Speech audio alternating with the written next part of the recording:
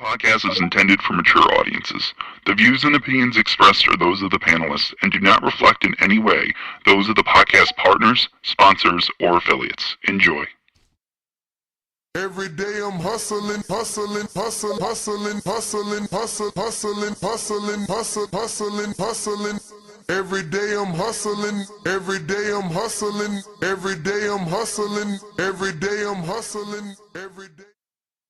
Welcome back to another edition of Border Wars 17 Atlanta. Listen up, live chat, power chat. Team on said it's a mismatch. That motherfucker got game, yo. He got game like a crackhead from the 80s and 90s. Word is This a born. mismatch that ain't even no comparing. Step through the ropes and I got everybody staring. Hold my cardies, I might have to do some damage. Got these in the Midwest and then flew straight to Atlanta. Shout out Wisconsin. I just hit up OCs in the spots where I can find them. I hope you on your P's, cause I got power like Itama. And the next gon' drop a bomb, but he ain't flex a DJ drama. Flex a DJ drama. Clear the ring. I see my op is about to be some flower bringing. Under the lights, you know I gotta do my thing. You know I gotta then put his lights out when I hear that bell thing. I put his lights out, you can hear his girl scream. His face bruising, left gave him a nosebleed. It might be in the gloves, I swear they control me. It's like I'm playing fight night, how I slip and I roll weed. He was walking with cold feet, all I half stepping. That was set for 3, but he ain't make it to the second. That was set for the we ain't gotta bring the reffin'. Punish Paul Williams, then style on him like I'm Hector. They ring that bell and then I turn into a warrior. Straight shots to that body, he like laundry, how I fold him up. Baby, this TBV, come get up on this tour with us. Yeah, this Border Wars, but you don't want no war with us. This is how you push it together, man. Mozzie put me with the move makers and shakers in Atlanta, and he got shit done in a fucking weekend. That's how you know you plug, when you could get dates on a Sunday, bruh. I think he leaking. This jab feel like a stab. Who gon' pick up where I leave him? I flick that like some Astro. That hardiness I needed. Turn that volume up. I keep it high like Benavides. You know they turn that volume up when they hear Mozzie in they speakers. You wear Jordans in that ring. We gon' beat you for your sneakers. I'm so smooth with the counter. I'm a stylist. How I'm weaving. This that water walker. You know I move like Aquafina. They ring that bell and then I turn into a warrior. Straight shots to that body, he like laundry, how I fold him up. Baby, this TBV, come get up on this tour with us.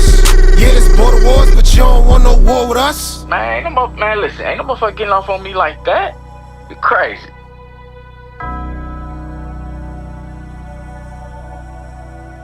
Yeah, man, but when I send that fire, bro, that's the song I want to play, man. We playing these other songs, man. Oh yeah, that's the song. When I send that fire for that Mozzie, that's that song, though. That's that Mozzie. What's going on, ladies and gentlemen? Welcome back to another edition of the Boxing Voice Radio, your second episode of the day. Today, we are back to discuss today's press conference for WBC Super Welterweight champion Sebastian Fondora. The Towering Inferno defends his title against former Unified King Keith one-time Thurman in a PBC pay-per-view on Prime Video, October 25th, 2025, live from the MGM Grand right here in Las Vegas. Fondora reach is like the size of Thurman. This is going to be an interesting fight. The face-off was hilarious, man. Honestly, I thought people were doing Photoshop. I didn't realize that Thurman was that short compared to Fondora. Like, honestly, I thought it was Photoshop watching the, press conference pictures. But Thurman really is that much shorter. It's going to be a tough fight for him. I'm going to lean Fondora, early pick. Need to see the weigh-in. I wish Thurman the best. I hope that he brings in Leon Lawson. I hope that he brings Michael Fox in camp and just has him fight orthodox. Leon Lawson is another 6'6" guy. He's going to have some difficulty, bro. I don't know how he's going to deal with that range and reach of Sebastian Fondora, but Thurman's power is on an elite level whenever it does show up. But in your co-main event, you have the WBC champ Stephen Fulton Jr. against Oshaki Foster for Oshaki's 130-pound title. So that's another fun fight. Then we have the news that I broke months ago. Jesus Ramos will be taking on Shane Mosley Jr. for the WBC middleweight interim title. And then the unbeaten Isaac Lucero against what some are saying could be Tony Harrison. Right now, the dreaded TBD foe is in place. We'll see if that changes. But this is a big fight. But is it pay-per-view worthy? We won't get hung up on that. But it is a prime pay-per-view. This won't be part of our subscription, and we will have to pay more for the Keith one-time Thurman fight, who is 36 years old, taking on the 6'5.5" Sebastian Fondora, who's 27 years old. They calling him Mount Fundora.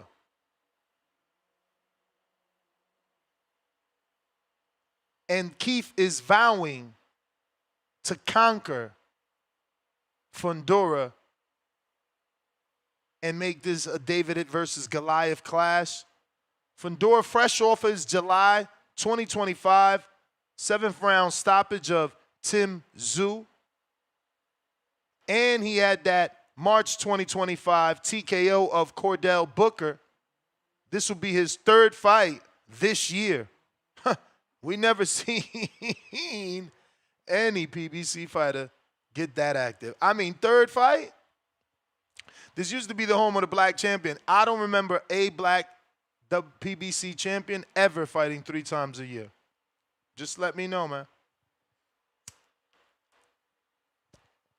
Now, I wonder, is that because Fondora isn't expensive?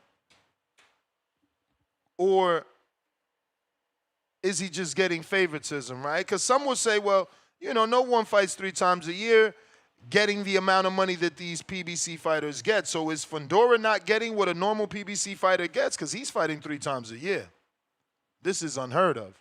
Shout out to him for saying super duper duper active. Thurman, on the other hand, with only 2 fights since 2019. Then a 2022 unanimous decision over Mario Barrios. And then a March 2025 TKO of Brock Jarvis.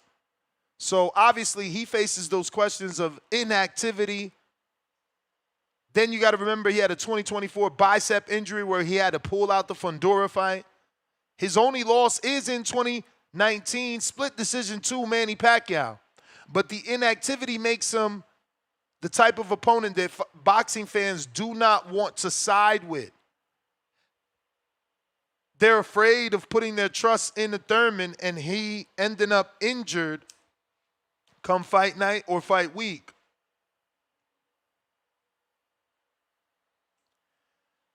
Now, Fondora, he's been dominant. His rise includes 2024 split decision win, like I told you, over Tim Tszyu. Then he comes back to knock out Tim Tszyu. He also has a 2022 TKO victory over Erickson Lubin, who's going to be fighting November 8th versus Virgil Ortiz in the Fight of the Year contender, despite both of them hitting the canvas. Now, he's a southpaw with an amazing jab and ridiculous reach and a volume puncher, making him a unique challenge for anyone. But for Thurman, a difficult challenge. Thurman has lost twice at 154 to Demetrius Andrade, who happens to be a southpaw. Oh yeah, Fondora's a southpaw.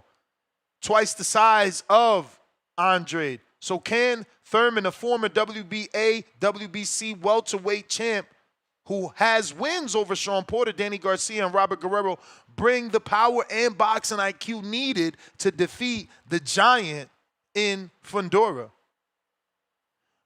I believe his age and ring rust sparked that debate that make us go back and forth. It's hard to believe in Thurman of yesteryear. Is he still there? And can vintage Thurman actually reveal himself? But we're sticking to the main event. If you want to talk about the undercard, feel free. We do have some talking points. Can Fondora's unique physicality and momentum overpower Thurman's experience? And momentum is important because, like I said, 2 fights this year, going for his 3rd fight, beat Tszyu twice, beat Lubin. He has momentum. He believes in himself. Talking point number 2, will Thurman's ring rust and injury, will Thurman's ring rust and injury history hinder his David and Goliath bid? Because you know he's in this press conference talking about how it's going to be David and Goliath. How does Fulton and his move to 130 affect his chances against Osaki Foster's power?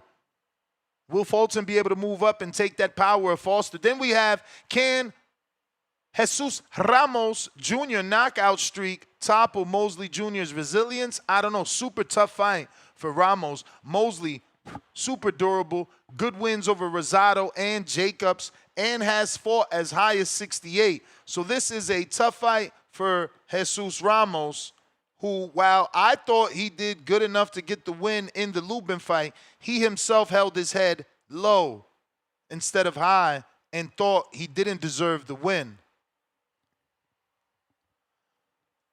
Does PBC pay-per-view model justify its cost and with this stacked card, or do you believe it's not stacked enough for the price? Will Lucero's opponent against the dreaded TBD foe launch him into a star? And I say only if that TBA or D turns into Tony Harrison or someone on that level that can give Lucero a bit of a meteoric boost. But how does Turki Al-Ashik's influence impact the 154-pound division's future? Al-Ashik has his hands on a couple of fighters not named Fondora and Thurman. What does this mean for Fondora and Thurman if they get a win? Where do they go next? This is PBC really going in the well. Let's be real. Thurman, not a 54-pounder, and with a win over Brock Jarvis, doesn't deserve a title shot, let alone at the only champion that was recently unified. So for Thurman, this is a bone. This is a payback. Al Heyman took care of him for all those years that he was the inaugural fighter. For his loyalty, he has been taken care of, and he's been given an alley-oop. All he has to do is beat Fondora, and Keith One-Time Thurman is back in full force as the flagship PBC fighter. You seen him. Vince's Keith was out today in the press conference. These other PBC fighters can't talk like Keith. They can't carry the press conference like Keith. They're not built for the spotlight like Keith. So shout out to Keith, and hopefully he can make the best of this opportunity that Al Heyman presented to him, because it will not happen again.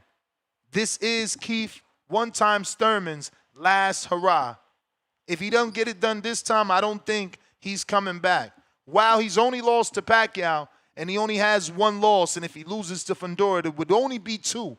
At this age, with the landscape of the 54-pound division, truthfully speaking, if you can't beat Fondora, who can you beat? Not to say that he's the weakest link, but if you can't beat Fondora, who can you beat? But this is what we're talking about. If you're interested, you know what to do. Discord is available. X Spaces also available. Join me. Let's debate. Let's chop it up. I'm going to get those links for Discord and Twitter. But we got Dom on the check-in. What up? TBV Nets, how we doing? What up? So this is it's an intriguing card for sure. I would say there's not really any layup for anybody. I would say the easiest fight would be Thurman in front of Fondora.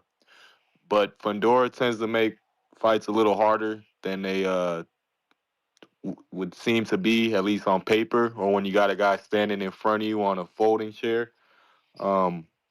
But yeah, Keith, he brings the energy and excitement to the fight, so it was good seeing him in vintage form, I suppose, during that press conference. But yeah, I don't have much to say. I love the undercard with the Oshaki Fulton fight. I think Fulton he doesn't take any fights that he doesn't think can't win. I think he truly thought he was gonna beat Inoue. And any other fight he's had, he's looked impressive. So I think he'll give his best shot against Oshaki. Oshaki's known to have some off nights or not fare well against certain guys. So let's see. But I like Shaki in that fight personally, just because he's the champion, and I'll give him that edge. But yeah, outside of this might be my first. I might go to Vegas for this fight. It's on my birthday, so fuck it. Might go out there. But yeah, that's it for me. Let's hear what else everybody else has to say. Peace. All right, champ. Appreciate you. Discord available. X Spaces also available for those that want to call in and voice their opinion. We got Big Gucci Nick, upstate New York. What up? We in New York. If you're listening to this on X, I need you to go ahead and hit that retweet. If you're on Spaces, retweet, repost, quote retweet. I'll retweet you to my almost 25,000 followers. If you're watching this on X live video, also hit that retweet, repost. It's going to help with the visibility of the show. Looks like we got Tip Bellis in the house. Yo. What up? Yeah, man. Thurman boys in the building. One time in the building. The Terminator in the building. You know what I'm saying? We facing a tall task, man. Keith Thurman is facing a tall task. Fondora is a problem, but it's all good. We coming in prepared for this. Y'all heard the energy that Keith Thurman was speaking into existence. We training for the knockout, man. We training for the knockout. We can't afford to go 12 rounds with Fondora, bro. We can't. We got to get this tall mother out of here, man. We got to get this tall, this tree. We got to get this. We got to chop him down. We got to chop this tree down, man. We've seen Fondora get touched in past fights. You know what I'm saying? He's always open to be hit. And you know what I'm saying? I think we gonna see one time. I think we gonna see one time again. I think this is the return of Keith one-time Thurman. You know what I'm saying? KOs for life, baby. This gonna be the one. You know what I'm saying? We doing what people think we couldn't do. You know what I'm saying? A lot of people wrote Keith Thurman off. All the Earl fans, they wrote Thurman off. All the Bud fans, they wrote Thurman off. But here it is. Once again, we stepping up, taking another challenge before their favorite fighter. This is insane. This is insane, bro. But this is what Keith Thurman does, man. This is what he does. This is what he always done. You know what I'm saying? They done wrote my boy off for years. They done said, where Keith at? Keith right here. Now call in. Call in and talk that same shit y'all been talking for the last 2 years, asking, where's Keith Thurman at? Talk that same shit. Talk that same shit. Because come October 25th, 3 days before my birthday, man. Shout out to Don, by the way. Yeah, man. We gonna be facing WBC former unified welterweight, super welterweight champion Sebastian Fondora. I can't wait for this, man. It's a return of one time. I'm sad I ain't gonna be able to see my guy fight in person, bro. This would have been a perfect time, but I gotta put a belt to ass on a nigga from Ohio. You know what I'm saying? 2 weeks after. It's just crazy. Shit's crazy. But hopefully Keith, man, he gives me an early birthday gift, and I just follow it up. You know what I'm saying, by slicing the cake. But yeah, man, I'm gonna tap back in. I'm about to head in the gym right quick. All right. What you gonna play? 5-on-5 or 3-on-3? What are you talking about? No. Hey, bro, chill out. He going to the basketball gym, y'all. Don't let him fool you. Big Gucci.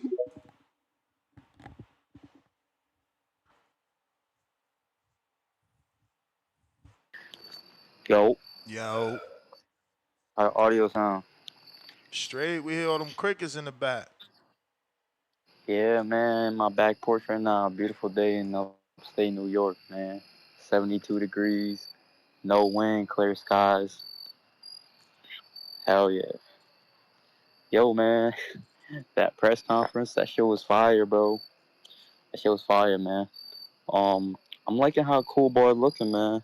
He looking kind of big near Foster, bro. I like this fight a lot, bro. It's a super 50-50 fight game. I didn't like his energy though, bro. He sounds scary as hell. You may feel like it's your time, but it's I not your mean, time. like, all he was saying, like, he's supposed to say that, bro. Fuck you mean? Talk that grease. He wilding right now, bro. I like Foster's confidence, bro. He sound like the champ, and he was talking that shit. I just hope he's not underestimating Cool Boy. Feel me? Like, he from that fight city, bro. Shout out Philly. He could actually outbox him, man. He could run away with that bag and move up to 135 for a big fight. But Foster, he better not overlook him, man. I like the confidence, but it better not be like underestimating. But yo, these dudes need to really start speaking up like Thurman, bro. I love how Keith was like talking that shit, bro. I like Keith a lot in this fight, bro. Shout out to Tip, cause I'm picking Thurman to win by knockout, bro. I think it'll be upset of the year. Hell yeah, I think it'll be upset of the year candidate for sure, bro. Gonna be and new. Yo, I know Keith weak to the body, right? But if you look at the height difference, bro, I'm not gonna be expecting Fondora to be trying to go to the body a lot, bro. That being said, man, I got Keith outpointing him in every aspect, bro. He's gonna put him on the canvas. Shout out to Spider Crab, but he's gonna lose that belt. He's still young, man. He can work back up. Ain't no biggie. But yeah, man, I got Keith knocking out Spider Crab, probably 6-9. But yeah, man, hype for this fight for sure.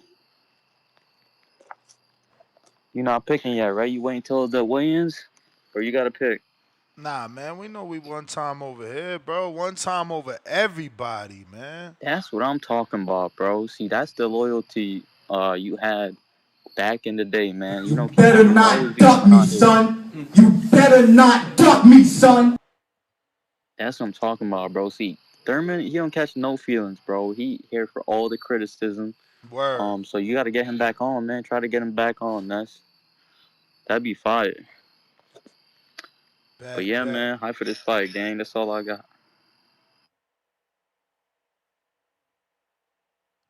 Aight, Big Gucci. Yes, sir. Help is on the way. The greatest welterweight in the last 20 years is back. You better not duck me, son. You better not duck me, son. The first guy to unify. The first guy to beat Sean Porter. The first guy to beat Danny Garcia. The first true welterweight champ, man. Yes, sir.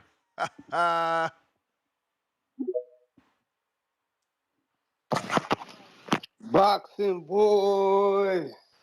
What up, Big What Mike? up? See, you don't care about being wrong in your pick on this one, because you know Thurman is cooked, bro. Thurman is cooked this fight. This got to be a cash out fight. Fine wine, baby, fine wine. We get better with time. Man, he way too little for that motherfucker, bro. This would be a good time for him to get up out of a fight, bro. If he like getting It up ain't out of a about fight, the size of the dog. It's about the fighting the dog. You feel me? Thurman ain't no dog, my nigga. Oh, you done fucked up and made the wrong mistake thinking you got him confused with somebody else, bro. Who? Thurman, you confusing him with somebody else.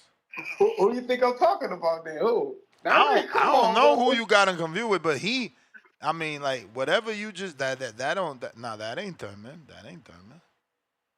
Thurman got beat by Pacquiao, old ass. Yeah, What you think a Fundora legend, about to a legend. He a legend, B. Pac's a Man. legend. Well, all right, that's cool, but Fondora about to beat the shit out of Thurman. I can promise you that shit. That shit will That's look never like, bro. bro. Thurman will never lose to a dude that lost to someone that never was a world champ. Man, he ain't gonna be able to get to him.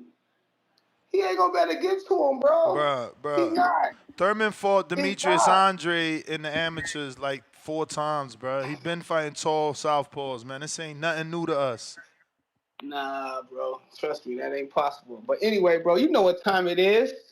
You know what Keith need, but it ain't gonna come his way. He need a little help, but he ain't gonna get no help. T-Bud Crawford, if T-Bud Crawford there, he'll pop fucking Fundora. He'll lay his tall ass out. Crawford too small for Fondora. Shit, you see who Crawford about to fight next Saturday? Yes, sir. Bruh, The Crawford wait is fighting somebody almost over. 5'4", man. That shit don't count. And we're gonna beat him. We're gonna beat him. We're gonna step on him. Yes, sir. We're gonna step on him, man. You know how he coming. T-Bud Crawford. Yes, sir. Help is on the way. I see you had a new little co-host, that story chick. I follow her, man. She nice, bro. Yes, sir. Shout out to Star. Star. She was gonna come on today, but her internet in Atlanta broke down, so she gonna make her debut soon enough. Yeah, we need some yams around here. No, I was just Shout out to the squad, man. Shout out to the squad. TBV. Help is on the way, fellas. 913. Be there, be square. Yes, sir. It's all over. He's knocked out. What a shot. What a shot. Yo, if you're watching this on X Live, streaming video, hit that retweet, repost. If you're listening on X Spaces, retweet, repost. That's how we going to get more callers to join the program. Boxing Nerd.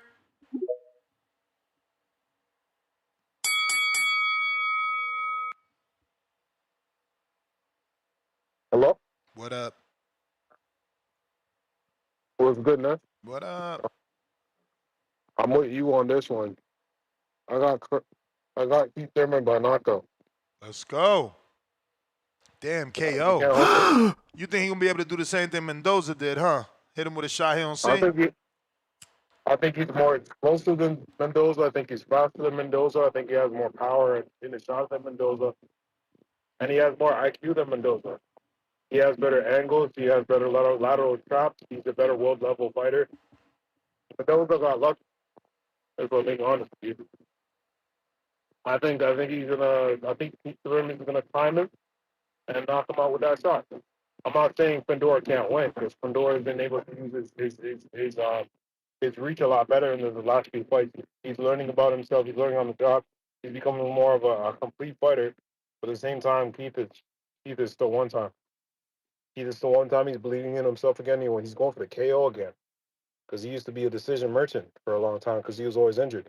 And I was one of those few guys that said that he didn't duck Earl Spence. I might get flack for that, but I don't care.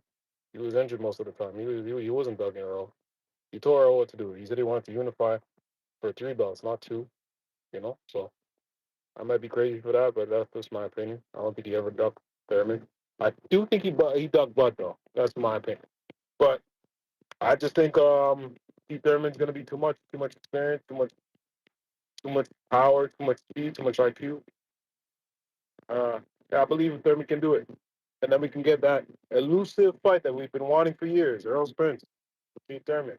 I pray that happens, because I was one of the few guys that think that Thurman can give Earl Spence fits Earl will impossible. never come back to the Keith Thurman fight, bro. He got to see Keith Thurman get destroyed versus Fondora, and that's the only way. He ain't fighting Keith off no win, bro. Yeah. Yo, but I have one more question. I seen one of your lives a couple weeks ago. There was a song that you were singing, Puerto Rico. What's the name of that song? I've been looking for it forever. That sounds like a good song. I don't speak Spanish. I just love it. That's Big Pun and Tony Sunshine. Yeah.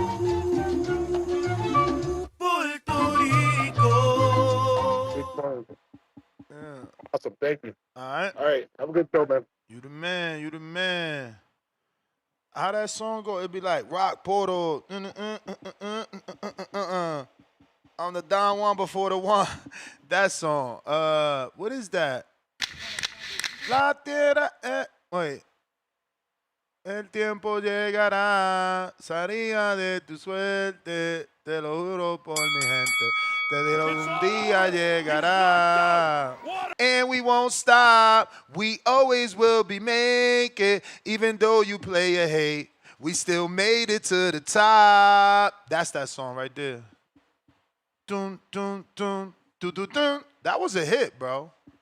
Pun was that dude, man. Shout out to BXB. We got Leonard Sterling with the 5-pounder. Listen to the presser where they confirm it. Jesus Ramos has left 154. Questions were asking Ramos about taking over 160 and him filling out at 24. Yeah, I don't know about the takeover, bro. He ain't even look good the last time at 60, right? And then they was talking about, now we going back down. So we'll see. Then he struggled with Lubin. I don't know. Maybe Ramos might need to, like, get on that Nuveta, use the code TBV, and maybe go to 47. Dodge Hyatt, $10. Pound for pound, number one in the chat. Drop a bomb for the status. Yo, Ness, what up, bro? Salute TBV. Much love to the show and the community. Fire emoji. Y'all show some support. Hashtag TBV for life. Let's fucking go. Frank 86, $5. I'd love to see Keith one-time Thurman versus anybody at 154. Keith brings that energy. Well, in order to see him versus someone else at 54, he gonna have to win this motherfucking fight. Polo Buck says pointing and then the X. Polo Buck, what does that mean? No, you don't like this fight? You're pointing at the pointing emoji and then the X emoji, so I don't get it. East Max, $10. Salute TBV. Salute emoji. TBV, Canelito by KO.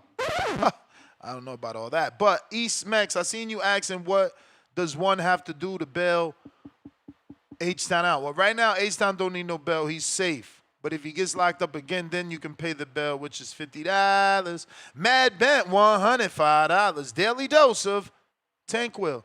Keith, Thurminator, beats Fundora. Foster, Son, Cool Boy, Full Belly, Fulton. Oh, wow, he's picking Foster, early pick. Hey, yo, Dizzy, $5. Rest in peace, Big Pun. You already know. Nas, $2. Big shark emoji coming. Win the belt, Keith. Nah, B. If I'm Keith, we ain't even fucking with Earl, bro. He ain't wanna fight. He out here talking about he not dead. Bro, come back, bro. Like, this shit getting me aggravated so much. And I know I shouldn't be, because it's like, it's not my life. But it's like, every time somebody say he done or he retired, he got a tweet about how he not done and how he not retired, but he still got motherfucking 790 days out the ring. It's like, bro, stop capping to us, because you ain't capping to us. You capping to yourself. We don't even believe you no more. Just being real.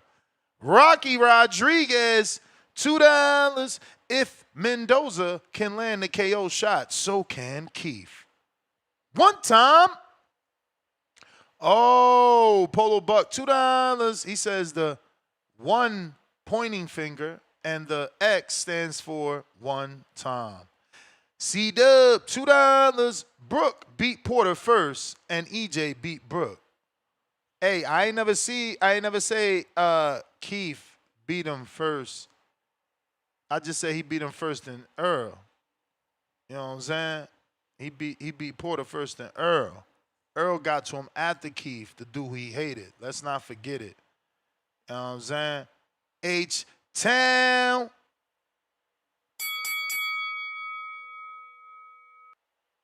What up, Ness? Can you hear me? Yes, sir. H-Town, baby. Hey, did Mike just pick Fundora over Keith? I'm pretty sure. Man, that man ain't on code. That's it. He a sellout, just like Boots. Was he just calling Boots a sellout? Damn. I guess it don't work for one time, huh? Hey, Ness, this fight's interesting. If Fundora fights tall, gonna be a long night. But if he fights that crouching down bullshit, trying to hit them hooks on the inside, Welterweight could probably stop him, man. It's a good fight. It's gonna be a last hurrah. See what he could do. You know, hopefully Tip don't cry. But hey, man, them plomos went them feelings this morning. They don't like hearing the truth. The hypocrisy, Ness. The hypocrisy. You know, hey, guess what? Who fighting young undefeated Lions? You know, on their back half.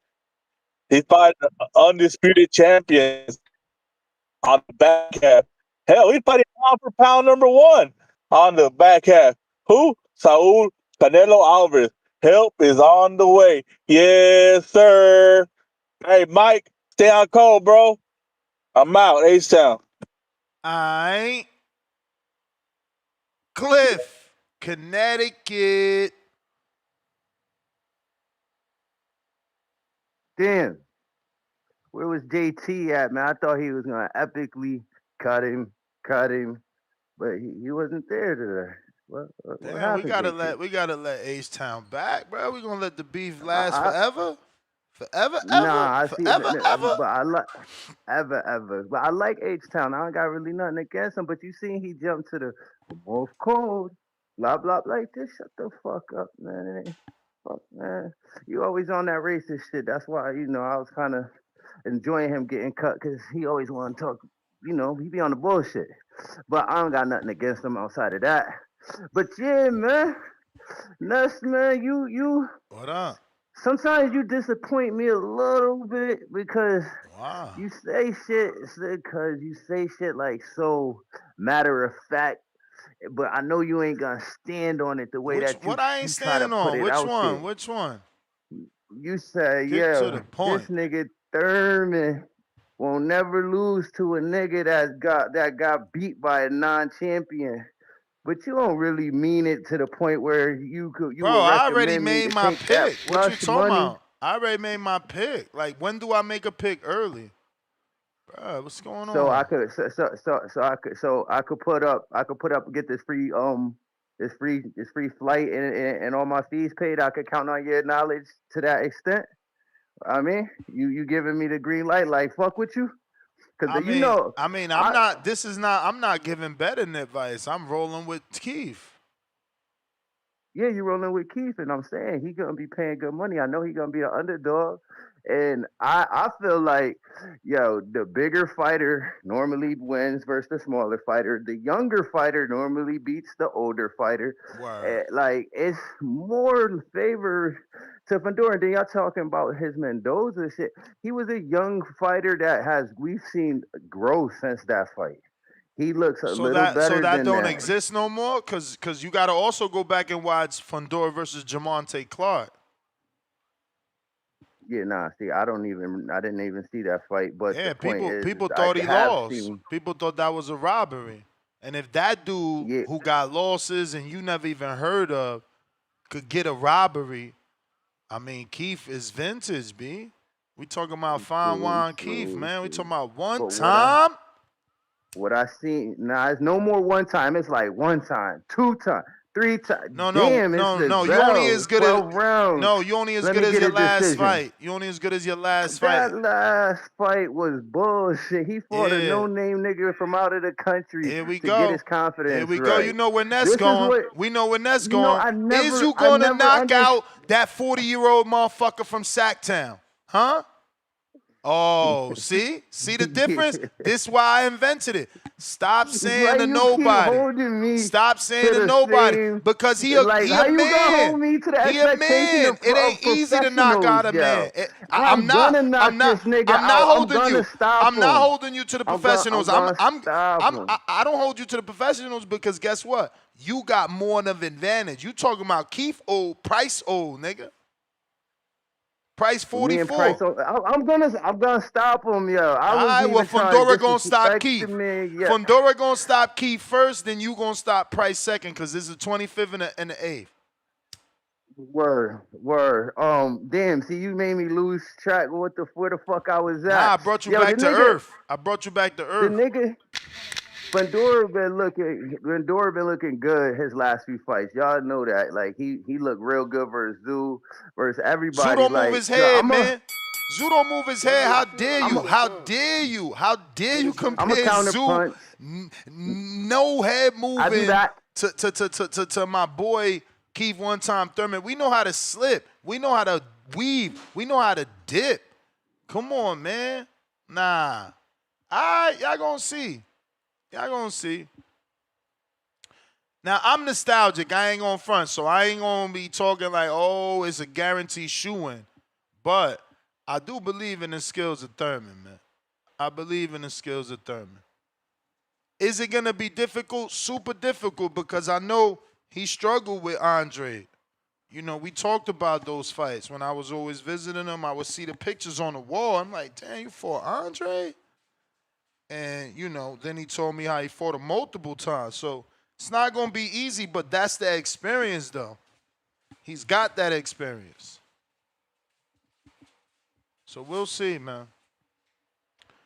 Listen, I like Fondora, but he out here looking like, you know, a Timu Scarface with that outfit. Let's be real. You know what I mean? Keith got to get this man right. We got to knock this man out. Knock this man out and send him to a tailor, man. Right down here, you put Thurman's name next to anybody. You put Thurman's name next to everybody. I guarantee you, it's going to be a fight you ain't going to want to miss. Talk that talk, You're going to want to tune in. You're going to want to save the money and fly to Vegas. Y'all in Cali, baby, you can drive to Vegas. Come out and have a good time. October 25th, man. Like I said, there's challenges. Let me find. Look at. First off, I'd like to thank all Heyman. Look at Timu Scarface right here. Hey, man. All I got in this world is my balls, and I ain't breaking them for nobody. Bro, tell me he don't got the Scarface Miami outfit on right now. Yo, shout out Fundora Scarface. Former champion, one of the pound for pounds back then, but you know, it's time for a change in the sport. I think I could be that face for it, so I'm just excited for everything, and we'll see you guys again October 25th. First off, I'd like to thank Al Heyman for putting me in this big. No shit talking. No shit talking, bro, whatsoever. He could have been like, out with the old, in with the new. Yeah, he was on the pound for pound list. That was a long time ago. Somebody's doing this guy a favor. We gonna clean him up, though. We gonna get him, pack him up, get him out of boxing. Nah, no, we ain't getting none of that. But hey, shout out Fondora. Sometimes I guess you ain't gotta be a villain, man, to make it, cause you know, financially he's straight. He fought 3 times this year. This will be his 3rd fight this year, so you know, he's actually doing well just with that. Juice. No wonder he thanked Al, bro. We ain't seen an Al Heyman fighter fight 3 times in 1 year in forever, bro. 1 2 1 2 mic check. What up, Juice? What up, bro? Yeah, man. What was I about to say? This is a pretty cool fight, man. This is a cool fight. Like they say, you're only as good as your last fight, and both of these dudes got knockouts their last fight. So yeah, man, we're in for a good treat right here, man. But Man, I'm gonna have to go with Fondora, bro. I'm gonna have to go with Fondora, man. He's a What? younger, taller, hungry fighter. You feel me? Hungry? Who told you he's hungry? But what's Why? up? Why you think he's hungry? Because he's skinny? Man, he just wants to be like up there, bro, up there Bro, with the faces of listen. boxing. Let me give you some free time and explain something. If that man was hungry, he would have fought Bud Crawford. If that man was hungry, he wouldn't have dropped his belt. He would have remained unified. If that man was hungry, he would have came to negotiations with Xander Zayas and beat that young, hungry champ. I don't know, man. This man looks like he's taking the Well, we advice of sent him an other people offer. in his camp. They sent Xander Zayas an offer, didn't they? Bro, if they Sent send him an Xander, offer. listen, if they send Xander an offer, why you drop your belt? Come on, you got to be smarter than that. Yeah, nah, yeah. You got me there, bro. But I think it was all a strategic picks because look at who he's gonna have on his resume now. Keith Thurman. Keith Exactly, Thurman, if he 36-year-old dude that had two fights, one in 2019 and one in You're right. 2022 and one in fucking this year. Like, come on, bro. Like, You're no, and you're this is totally right, bro. But magical matchmaking. no, I know. But a win over Keith Thurman would trump any title defense against Xander Zayas, against any other of these young opponents. So A win because he over Keith beats, Thurman, and if you knock him out, because he beats a semi-retired Keith, you don't care that he ducked Fundora. I mean, that he ducked Xander and Crawford. Remember, he asked for a doctor's note with Crawford, then for an extension, then fought Booker, then dropped the belt, not to fight Xander. I mean, Lord of mercy. Y'all be yeah, you're right, brother. You're right, pick and brother. I got choose nothing. who y'all protect. Yeah, you're right about that, man. But looking forward, I mean, he got Keith Thurman, and if he does good in this fight, I think people would be able to sweep that under the rug.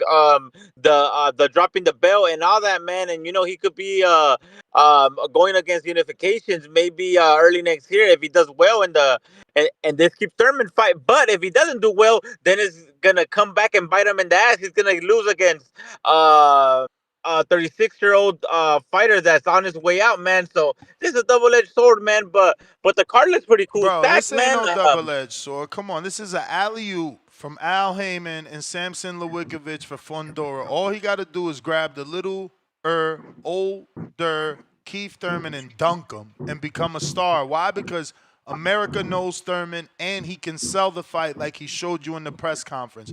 He's going to do all the work in the selling of the fight. Fondora got to do all the work night of the fight. The question is, God can damn, man, what's up, bro? You ain't giving one time any chances, man. I thought you were going. I thought you were riding with him, bro. By the sounds of it, it looks like you're not giving him any opportunity.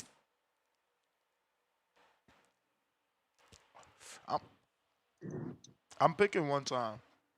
Yeah, for sure. Good scrap though, but the card looks pretty stacked, man. But Stephen Fulton does look pretty chunky, man. Wouldn't you say? I've never seen him look that chunky before, but that's also a pretty cool scrap, man. I'm riding with 6 weeks, bro. We got like 6 weeks. I mean, 8 weeks almost till October 24th. Yeah. Oh, Shocky Foster was saying something that like this stood out to me though. He's saying, "Nah, man, this dude's really a 122 pounder that fought just twice at 126. So in reality, he's a 122. But when I seen them next to each other, I'm like, God damn, bro, they don't even look that much.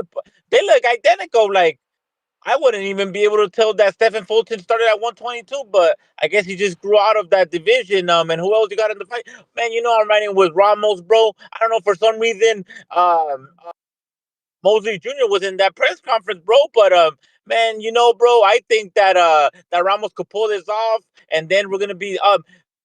Do you know that they put the WBC interim title on the line for this one? You know it. Yeah, man. So afterwards, they're gonna be the mandatory for El Caballo Bronco, Carlos Adames. Hopefully we get. If Ramos wins, hopefully we get that scrap, bro. But yeah, man, just wanted to check in, keep extending the show, and yeah, man, shout out TBV. Word. You may feel like it's your time. But Hey, it's not your time. Levine, I mean, listen, you entitled to your opinion, and I get it. I ain't trying to convince you. If you that's what you think I'm doing, that's what you think I'm doing. I I didn't know telling the truth was tearing him down. I'm sorry. I'm sorry I lied to my audience and said Keith was 36. My bad. My bad, y'all. I ain't mean to lie to y'all and tell you Keith was 36. I'm sorry. I guess he's younger. I didn't know. My bad. My bad. I'm sorry, guys. I guess I lied. Keith has been more active than I said. He had more than 3 fights. I'm sorry. That was wrong. He didn't fight Pacquiao in 2019 and then Barrios in 2022 and then this year with Brock Jarvis. That's a lie. My bad. I just felt like lying on Keith. Because, like Levine said, I wanted to tear Keith down to then not give Fondora no credit. Weirdo alert. Vega, what up? Hey, can you hear me? Perfect. All right, great. Good evening. Appreciate the show. Shout out to the chat. In regards to this matchup, yeah, didn't ask for it. Typical boxing, right? It's just it's another fight, basically a champion facing a name. That's how you build the profile of these fighters. Fondora, everyone, basically, if you're a boxing fan, you've had to see Fondora at least once or twice. And listen, the guy, look at his results. It's been a lot of favorable results since he's been stopped, right? You got the Tim Tszyu bloodbath, right? You had the great selection in Cordell Booker making 154 pounds for the first time in 3-4 fights. I mean, he's such a high level guy, obviously. So that was a great title defense. And then Tim Tszyu got brutally stopped after the bloodbath, so that was another great title defense. And he's a 2-belt champion. Had a chance to fight an undefeated guy. Mandatory, get your mandatory out the way. Maybe, Undisputed. You remember when Undisputed was really cool and everyone was saying how, that's great to be and it puts you on the pound for pound list. And, when you have all the belts, all the roads come through you. Well, obviously that's over with, screw a belt. You throw that junk in the trash. It's funny when someone said, the last caller said, well, didn't Xander turn down an offer? If I'm the mandatory and basically if we don't come to agreement, we'll go to purse bid. And before we can even get the purse bid, I throw the belt away. Do you really think there was a real offer presented? Because if there was, don't you think you would have held on to the belt, hit up the WBO, like, hey, listen, this guy's not cooperating? Then you know what would have happened? They knew they weren't going to bid enough to beat Top Rank to go ahead and get that, for that championship fight. That's what it was. So what do? They get Tim Tszyu, beat the brakes off of him, make him quit. No one saw that coming. And you could say that was a great performance by Fondora because obviously he was dominant. And when Tszyu had his last hoorah, Fondora, he went through it, right? He went through the fire and got that man to go to his stool and say no mas. And that's something you don't see too often. So you got to give him credit for that. But come on, man. That was not the same Tim Tszyu we saw in the first fight. The same Tim Tszyu that was pressing forward, keeping his foot attached to the outside the front foot of Fondora to stay in range to that right. No, that was a Tim Tszyu that was timid. That was a Tim Tszyu that was on the back foot. That was a Tim Tszyu that was not the same guy. But hey, he took that fight away from Thurman. Remember? They had that build-up. Tszyu and Thurman both fighting in Australia to meet up. Fondora says, nah. That's my work, and you can get it next. So now we have this fight here. Thurman's the 4-1 underdog, right? You say he's 36. How about put it like this? On fight night, he'll be less than 1 month away from turning 37 years old, and the man's got like 2 fights in 7 years. That's what I could be wrong, but that's what it feels like. Honestly, 3 fights in 7 years, right? Because Manny Pacquiao was in 2019, I believe. So yeah, man. It's going to be a great name, former unified champion. That's why. I You mean, know, that's why he could be preserved because he doesn't have am I talking to camps. Trees? I'm just saying. Think about it. He doesn't have actual camps. There wasn't actual sparring or fights to take mileage off. It was injuries and healing. So there is a But if you're slight getting slither. injured every time you do camp, that's not an issue. You start up, you start sparring, you hurt something. I need shoulder surgery again. Bro, I need to rest it. You're Then he his comes back. Didn't he age. tear a bicep before the zoo fight? My friend, you're his age. Sometimes you wake up and you feel, worse than you did yesterday or better. Like that happens. There's no guarantee he's gonna get another injury in camp, bro. No, absolutely. We can't tell the future. But you know what? If he's in his early 30s getting hurt, and then you're getting the late 30s, you know what's most likely going to happen? You're going to be dealing with injuries and then the aches and pains from your old injuries. I mean, you're in the 40s, in the mid 40s, right? So obviously, listen, I don't want to count him out. I'm rooting for Thurman to pack Fondora up. I think Fondora is disgusting for boxing. He's exactly why pro boxing it leaves a bad. It's just nasty to me because basically he's just using the belts as leverage, which we've seen plenty of guys do before. It's not like he's the first one, but I'm sick of seeing it. Instead of, hey, you get a mandatory, boom, get that out the way. Let's get your big money fight. Let's get a good fight. You know what I'm saying? Like, I thought the point was to prove you're the best. And, of course you're hitting to make money. But like I said, man, now we're getting Thurman after Zoo. Like, come on, bro. These are not 54 is loaded. Loaded. Is it not? Isn't 54 one of the best divisions in boxing? Yeah, but this is all, listen, again, if you think him like a business, they are being strategic. They give Fundora a big name with Thurman, and then his comeback fight will be with Jermell after he gets the WBA situation. Another guy that's inactive. Like, you don't see the issue with that? I see it. But the point of the promotional company is to keep the belt in-house and to use the older fighter.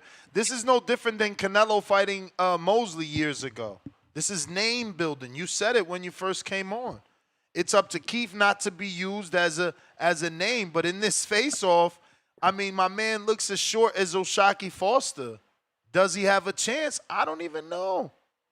No, it looked like a preteen, like you standing next to a preteen. Bro, that's what it looked everybody, like, yo, Fondora's so big. Why does Fulton, Thurman, Foster, and Jesus look slightly bigger? Like, you can tell he's 3-4 inches bigger than everybody else, but like, this is nasty work that they all look like. Yo, Thurman is like, he's short, bro. He's short. He's like slightly bigger than Fulton, and I get it. O'Shaquie has a hat, so he's slightly bigger than O'Shaquie, but he's definitely shorter than Jesus Ramos based off this picture. But Ness, what's the plan? Thurman, like you said, possibly Charlo, but then who? So basically, we're just looking for that mega payday. When I really thought, like you said, bro, you literally took a lot of my call. I had to readjust.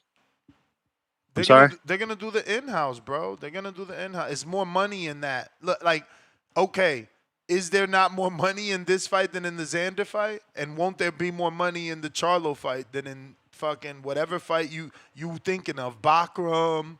Like, I don't know. Who else is even left? This Thurman is this really gonna be a buzzing fight? I just don't think so. I honestly, people don't remember who Thurman is. We know him, of course, but that's we do. The thing. But dude, you don't gotta remember his talking him. is not gonna get it sold, Ness. Yes, it is. That's what I'm saying. You don't gotta remember him. He can talk more than the average person. He always could. And then when they see the face-off, they're gonna Adrian laugh. Broner. No, when they see the face-off, they going biblical. David and Goliath. Oh my gosh, I hear you. No, listen. There's always an angle. My thing is, why didn't we get the Lubin rematch? Bro, why was that never but presented? Honestly, why didn't we get Jesus Ramos against Fondora? You know what I'm saying?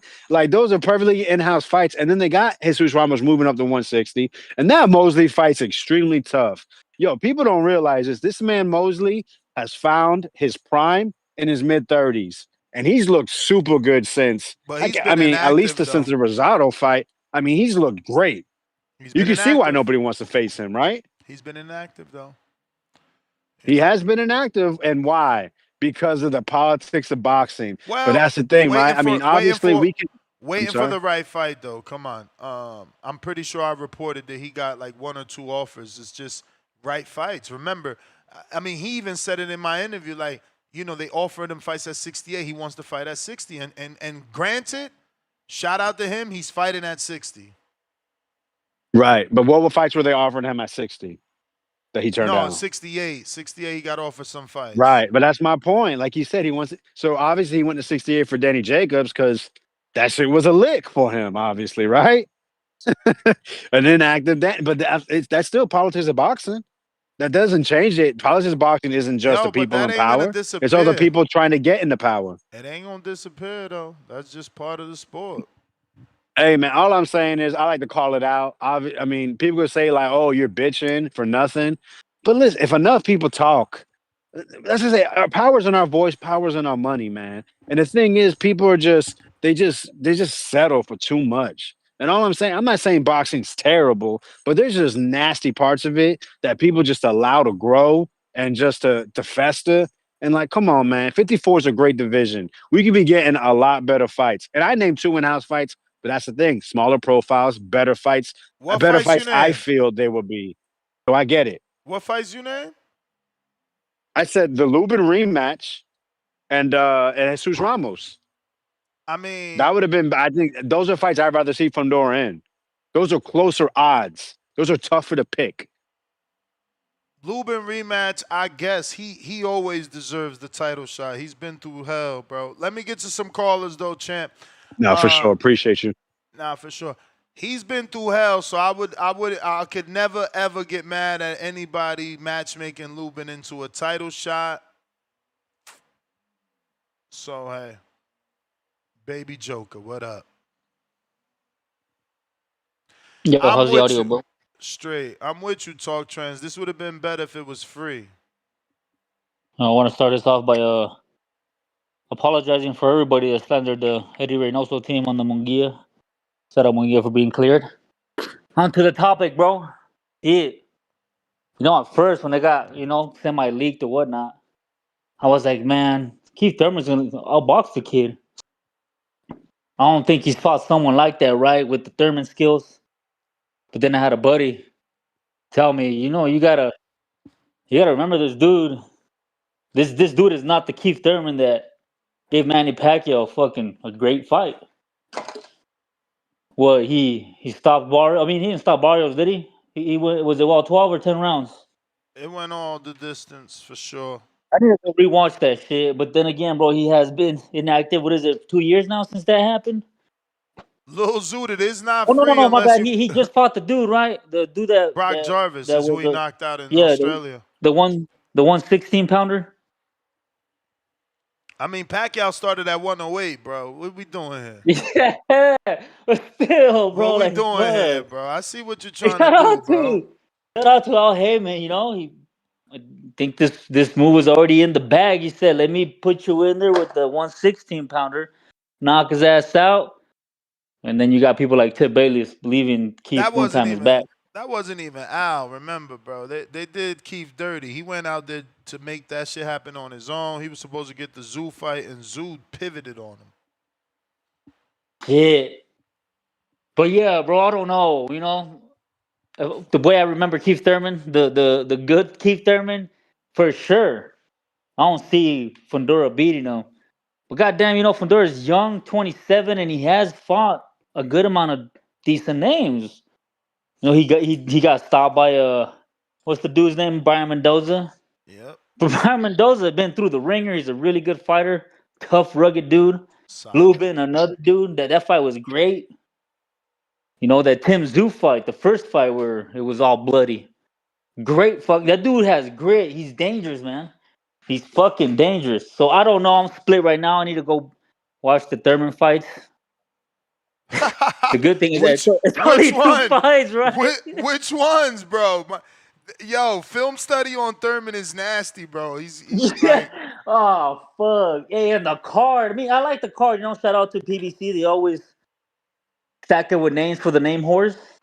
Even though sometimes the mismatches are crazy, but I like it. I like Mosey to beat Ramos, bro. And I've been saying it. Vega's been regurgitating too. This dude has gone good. Like every time you watch him fight, he looks better and better, bro. I like Mosley. He's he's one of them fighters that is dedicated to his craft, and he improves every fight. I like that shit. I like watching fighters like that. That shows me you really putting in the work to get better. You might not be no elite fighter, but shit, I enjoy watching the kid fight. And Ramos, I mean, he's gonna have a lot of trouble for sure. People want to doubt Mosley, but the Gabe Rosado win, the Bro. Daniel Jacobs win, those are good. Those are really good wins. Is there something that we don't know about? Is Fondora giving people catch weights? Why have his last fights been at 52? I did not know that. The Zoo fight was at 52. They both weighed in at 52. The Booker fight, they both weighed in at 52. And then Zoo weighed in again at 52. And Fondora. Wait, but they're 54 pounders. So two pounds under that is normal, right? Like we seen Canelo come down to 66, 67. Shit, I don't know, man. Motherfuckers usually be at 53 and some change, 54 even. I mean, going back through his resume, he's never weighed at. Well, I guess in the Jorge Cota fight, 2021. It's not like Fundora is the thickest dude, right? You just said earlier, was he hungry because he's skinny? Like you lucky, you lucky he weighs 152. Hey, Ness. You're right. He's weighed 152 a lot. I mean, that's crazy. That motherfucker can make weight with no issues. I know you Thurman's a friend. Are you gonna spar with him to emulate Fondora?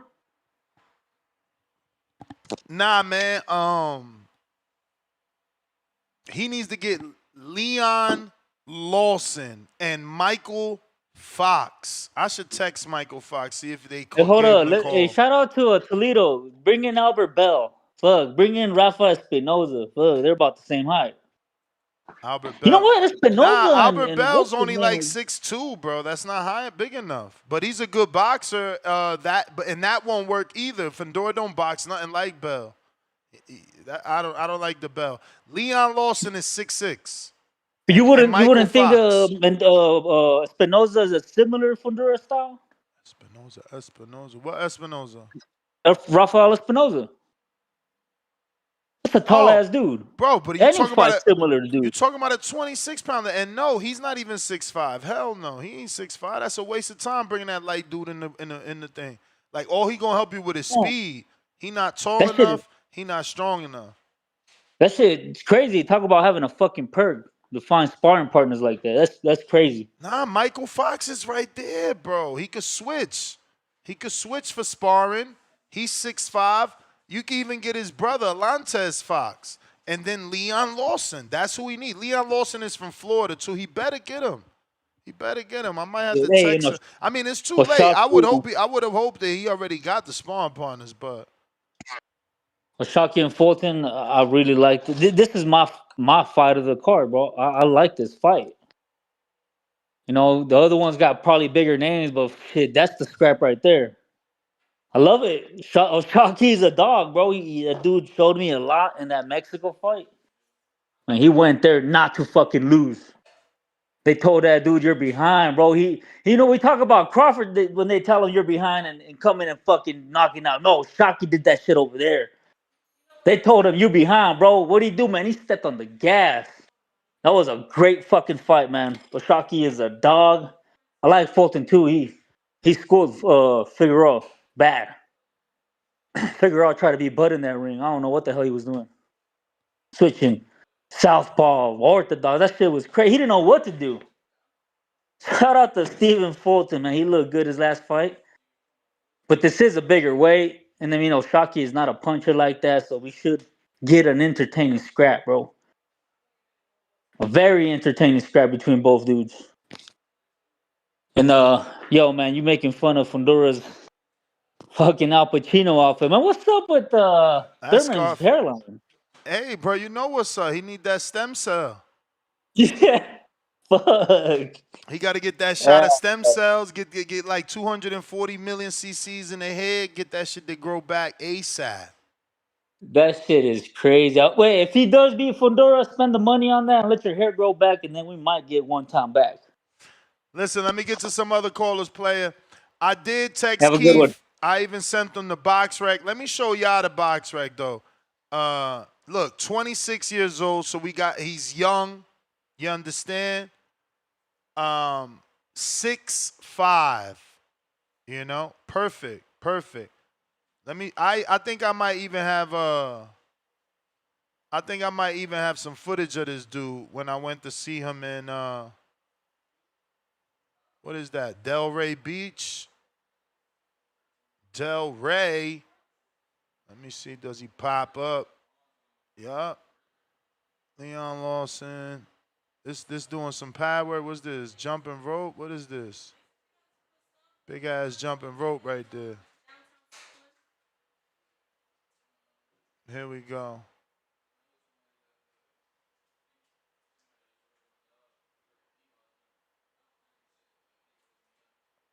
So, slinky, tall, same thing, bro. This is what I'm telling you, man. When it's my turn, I'm gonna be a nasty trainer, bro. I might not be the head, man, but I'm going to look at Danny. Danny putting together that Devon camp. I'm telling you. Because boxers don't watch other boxers. Boxers don't watch interviews like that. They watch what they getting talked about, you know? So these are little gems right here that you could bring in a sparring to get preparation. And this how you get the better. Leon Lawson, man. Get at this dude, Keith. Look at that. Tell me that ain't Fondora, bruh. Trying to tell y'all. Sin, what up?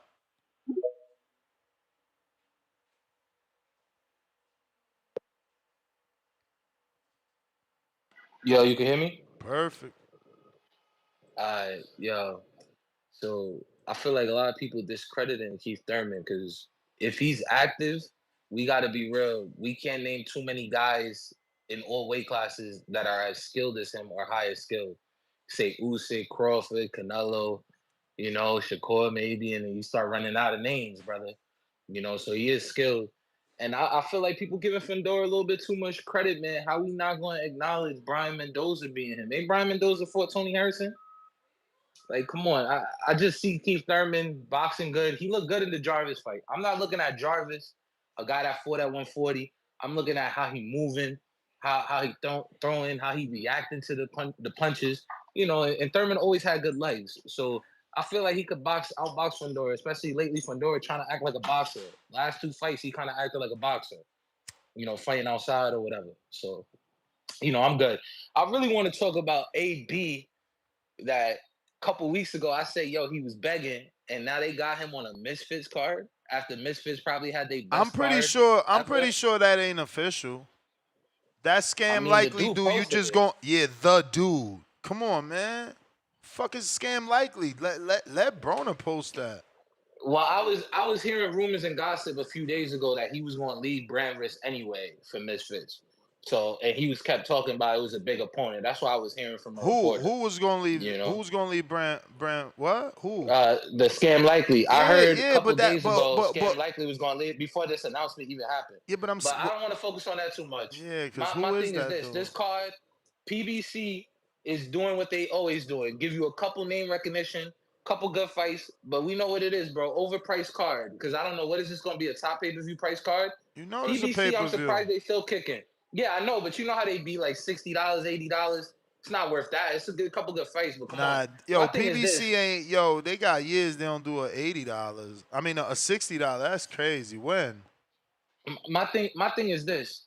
When they last good fights, January, March with Lamont or whatever, February, they drying up, brother. They doing a lot of their fighters on Riyadh season loans, and people keep acting like Riyadh season is so groundbreaking. They giving us great fights, good fights, But they doing low key what a lot of these promotions is doing. When they first got hot, they spending a lot of money, and then they're gonna start drying up. You see, because the cards have slowed down a little bit. At least with the name recognition. I feel like after this fight next week, I think we're gonna start seeing UFC really come in and start pushing like mid-level regional type guys, and guys are gonna start getting opportunities. You're gonna start seeing a lot of upsets, man. I think we're gonna be in for a new era of boxing. A lot of these cash cows or big name guys have been losing lately. They not gonna get the money they like, and they gonna be out the game. You see it already. Tank, Ryan, even Devin, and I respect Devin because I feel like he's a true professional. But I feel like he's gonna be out the game soon too. I thought before maybe he'd be a 35, 36-year-old guy out the game. I think maybe 2-3 years he out. I think the boxing game about to change. Bet, champ. If you're trying to call in, now is the time. Shout out One Time, already answered me, yo. He said Lawson not a southpaw. I'm like, homie, he could switch for camp. Let him switch for the camp, man. And that's why you got Fox, you know what I'm saying? I also recommended Fidox. Let my man Fox get in there. We got Gideon. $400 Nigerian. Salute. All love, no words. Mad Bent snatching that status pound for pound. Number 1 in the chat. He said, after Bud Crawford lashed Canelo, they're going to say he was old in boxing. Seen his last fight. He got 500 rounds. He drink heavy, wear PJs outside, and got a new baby. I mean, yo, that's part of boxing. It's part of boxing, bro. The haters is going to hate, man. The haters is going to hate. If every hater congratulated, it'd be crazy out here, bro. That ain't going to happen. The haters going to have to hate if Bud does the unthinkable and beats Canelo. The first one to hate is going to be my man Khaled. He gonna find a way not to give Bud credit. Khaled in Indiana. Because he been the main one picking against Bud for show. Weight classes for a reason. All that good stuff. You got me? Nike. What up? Shouts out to the boxing boys, man. Why people hating on this Fundora and Thurman fight, man? What you mean? How they hating? And the past couple callers I done heard, it seemed like they really don't want this shit. I don't know, man. But I like the fight though. It's a test to see if, like you say, for Thurman to show them, hey, I'm not just the gatekeeper yet, or for Fondora to just beat another gatekeeper, because that's what he doing. He ain't really taking no challenges, man. Dang, you call my man Keith a gatekeeper. That's a good status. No, that's good status, bro. Like, if you could beat Keith and get a world title shot, that's fire. I was gonna say, you tried to make it seem like it was bad, man. No. You misunderstood. You thought I was saying it was bad. That's okay. He in position then. That mean he in position. Yeah, shit. That's what I'm saying. So I like the fight. I like the fight, man. The fight, it should do something good, Put Keith back in the talks. But if Fundora win, will he go for the title? But when he WBC champ at one? He is WBC champ. He defending versus the former champ. Got the belt. Yeah, he dropped the WBO, not the fight. My man's in them. Oh, so he was unified. Damn, I ain't know he was unified. Yeah. Oh shit. Okay. Well, damn, I ain't know that though. I got oh man, I want to say I got Fondora, but I don't trust him, bro. I got Keith, bro. Yeah, I got Keith. I don't trust Fondora, man. I don't. And Keith too much. Like, his skills might be too much. All the people Fondora fights been fucking walking tomato cans, let you punch on them type shit. So he haven't fought a person with the skill level of Keith. You know, so I like Keith in this fight, man. I'm gonna keep listening in though. Word.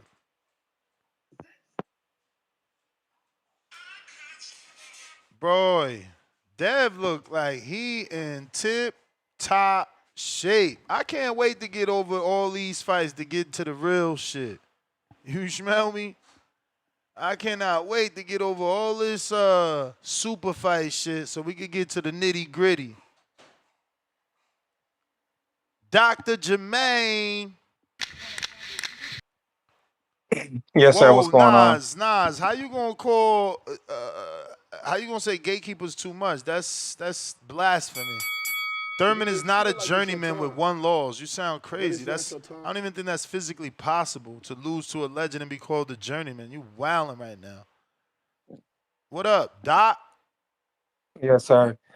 Um, so I'm hoping Keith Thurman win the fight. I mean, he should win the fight because he's a great boxer. And the last boxer, Fondora got fought. It was a draw, which he should have lost. This was some years ago.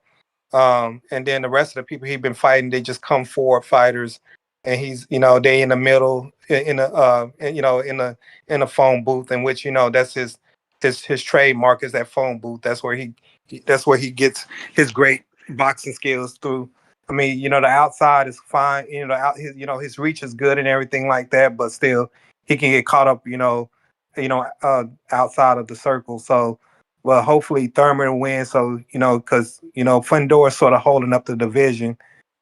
Dropping belts, not defending them, and then when he does defend them, it's against somebody that he already beat or the last person he fought before Tim Tszyu, we didn't even know who the dude was. So hopefully he win. And then with Foster and Oshaki, Foster Shockey and who we fighting? Damn, give me his name. Stephen Fulton. Yeah, Fulton. I think Fulton is gonna win. Only thing that worries because Foster, what gets him out of the fight, his last 3 or 4 fights is his power. A knockout or a knockdown. Because he be in trouble sometimes. When he be in his fights. So only thing that's gonna worry about Stephen Fulton, is that he's moving up, and Foster is a power puncher. So if he get caught, then that may be it. But I think Fulton's gonna win that fight because his boxing skill is phenomenal. What you think? Yeah, I don't know, man. We'll see. He is the better boxer, but as of late, Oshaki's been showing some good dogs, especially late round surges, right? So Exactly. But I mean, that's his problem, and that's why he probably lost his last fight. I mean, the fight against that I think was a Dominican guy, Nah, because Brazilian. he won the fight, of course, but you eking out the fights and squeezing out the fights, all your fights, that's not going to get you far. You got to win it. You got to win it all the way and be that champion. A champion has a dog in him when they need it, but you shouldn't need it every single match.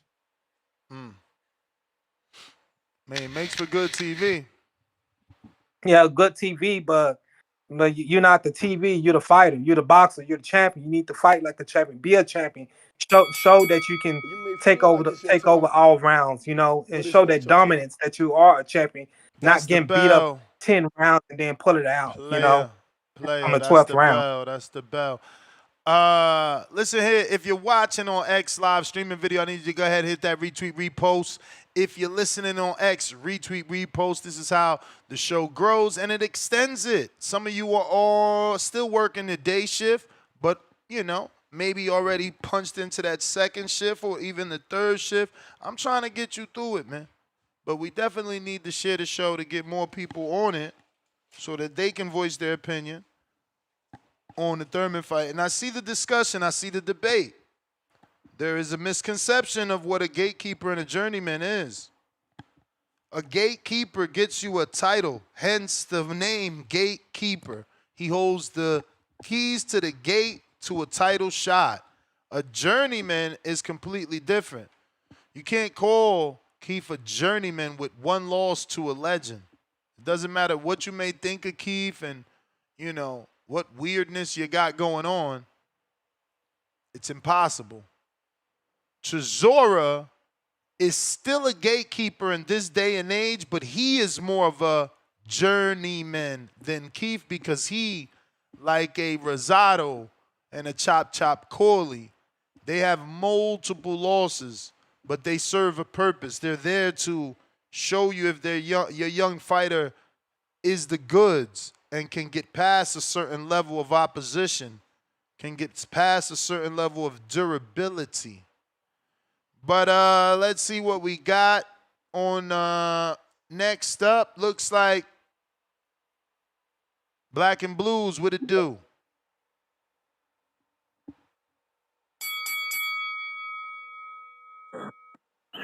My boy Ness. What up? What's the word, man? I had first of all, part of my mic, I'm outside with it. You know, I'm in the Bronx. Sounds I'm outside with it tonight. Trying to go get a little herb and shit. What I had DM'd you last night, you know, we were talking about the Lamont Roach and the Pit Bull thing. And, you know, I had made a comment. What I was trying to see when I asked the AI, I was asking AI if he was number one in any other sanctioning body. We already knew he was WBA number one. Who we talking but the about? nigga had what I DM'd you last night about this nigga Roach. So what I replied to him back was like, bro, how you got the time, bro? Like, that nigga Pitbull ain't no joke. You need to be in the gym instead of on Twitter, nigga. And he felt some type of way. But, you know, that's all good. Y'all know who I'm going for on October 25th is Cool Boy Steph. You know what I'm saying? And I'm going to go with y'all on Keith One Time Thurman. Not because I think that he going to win, but because I feel like this is his final salute. I don't think we're going to see him fight on a big stage no more. And that breaks my heart. It breaks my heart that we never got the Keith and Arrow fight. It breaks my heart that Keith Thurman didn't get to do what he was set out to do at 147 pounds. And if anything, we talking about Fundora fighting Bud. Hey, listen, that Keith Thurman and that Bud fight was supposed to happen at some point too. Let's keep it a buck about that. You feel what I'm saying? I think it's gonna be a good fight. Am I Don't expecting ever forget Fundora to go in there Bomac. and beat up on Keith? Don't ever forget No. Bomac called Keith the best welterweight. Oh, these are facts. You see, this the other thing too. You know, a lot of these people that be calling in, and there's no disrespect to them because you can't become a hardcore boxing fan and if you was never a casual. And so it ain't no knock to the casual fan because you got to start somewhere. But you know, the hopes and the wishes and things like that about certain fights, especially when we talking about the Canelo and the Crawford fight and the weight thing. Somebody made a point today, like, yeah, nigga, they both 5'8", they got the same skeleton, but Canelo got the bigger skeleton, bro. They the same size, but he got a bigger skeleton, and that size matters, man. I hate to say it like that, pause, but you know, when we talking about Keith One Time Thurman and Fundora, I'm gonna put my money on Thurman with the hopes that he can give us what Brian Mendoza gave us in a way more spectacular fashion. And that's what I'm hoping for. Shout out TBV, shout out the community. That's my call. All right, champ. Appreciate you. Discord available. X Spaces also available. We got Nas on the check-in. Yo, What up? can you hear me now? I hear you. What's up, bro? How you? Chilling. Uh, What up with you?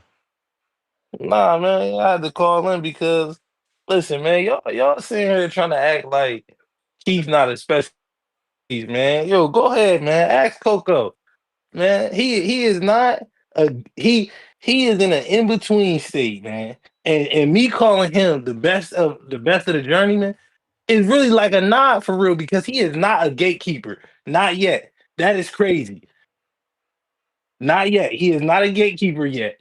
but he is definitely in that journeyman. Like he right there. He and my thing is age and inactivity, which puts him in that journeyman status. Putting him up there with Derek Chisora is what I'm saying. Like, nah, I ain't gonna do that. But nah, man, he the best of the journeyman. Ask Coco. You wildin', bro. You said I'm wilding. Ask Coco. He's not a gatekeeper. But he can be He's not a considered. He can be considered a journey, a no. journeyman, man. No, all right. Well, okay. All right. Well, maybe I'm trolling with that, but he's in an in between stage. He not like somebody said in the chat. Maybe we need to make a new name for the We inactivity don't need because to he is make a a new former champ. name. We don't need to make a new name. Y'all gotta just know the terminology, bro. He's not a journeyman. He's a gatekeeper for someone trying to be a champion. No, Keith, one-time Thurman is not considered a journeyman in boxing. A journeyman is typically a fighter with a lengthy career, often taking fights on short notice, with a record reflecting many losses against up-and-coming prospects or contenders, serving as a gatekeeper or test for younger talent. See? All you could call Thurman is what he is, bro. Look at you wanted Coco to answer. She about to answer for you, man. Y'all don't understand, bro. And she know more boxing than y'all. What? No, Thurman is a I'm just former saying. unified WBA WBC welterweight champion, having defeated high-caliber opponents like Sean Porter, Danny Garcia, and Robert Guerrero. His only loss was a split decision Here to we Manny go. Pacquiao in 2019, a fight of the year contender. Despite recent inactivity, 2 fights since 2019, a 2022 unanimous decision over Mario Barrios and a 2025 TKO of Brock Jarvis, and injury setbacks, including a 2024 bicep surgery. Thurman's resume and elite status place him among boxing's top-tier fighters, not a journeyman. His upcoming October 25, 2025, WBC Super Welterweight title fight against Sebastian Fondora further underscores his prominence, as noted in the press release and verified sources like Dan Rafael's Substack and Boxing News 24. Look at that, man. Even Dan Rayfield is telling you that, she said.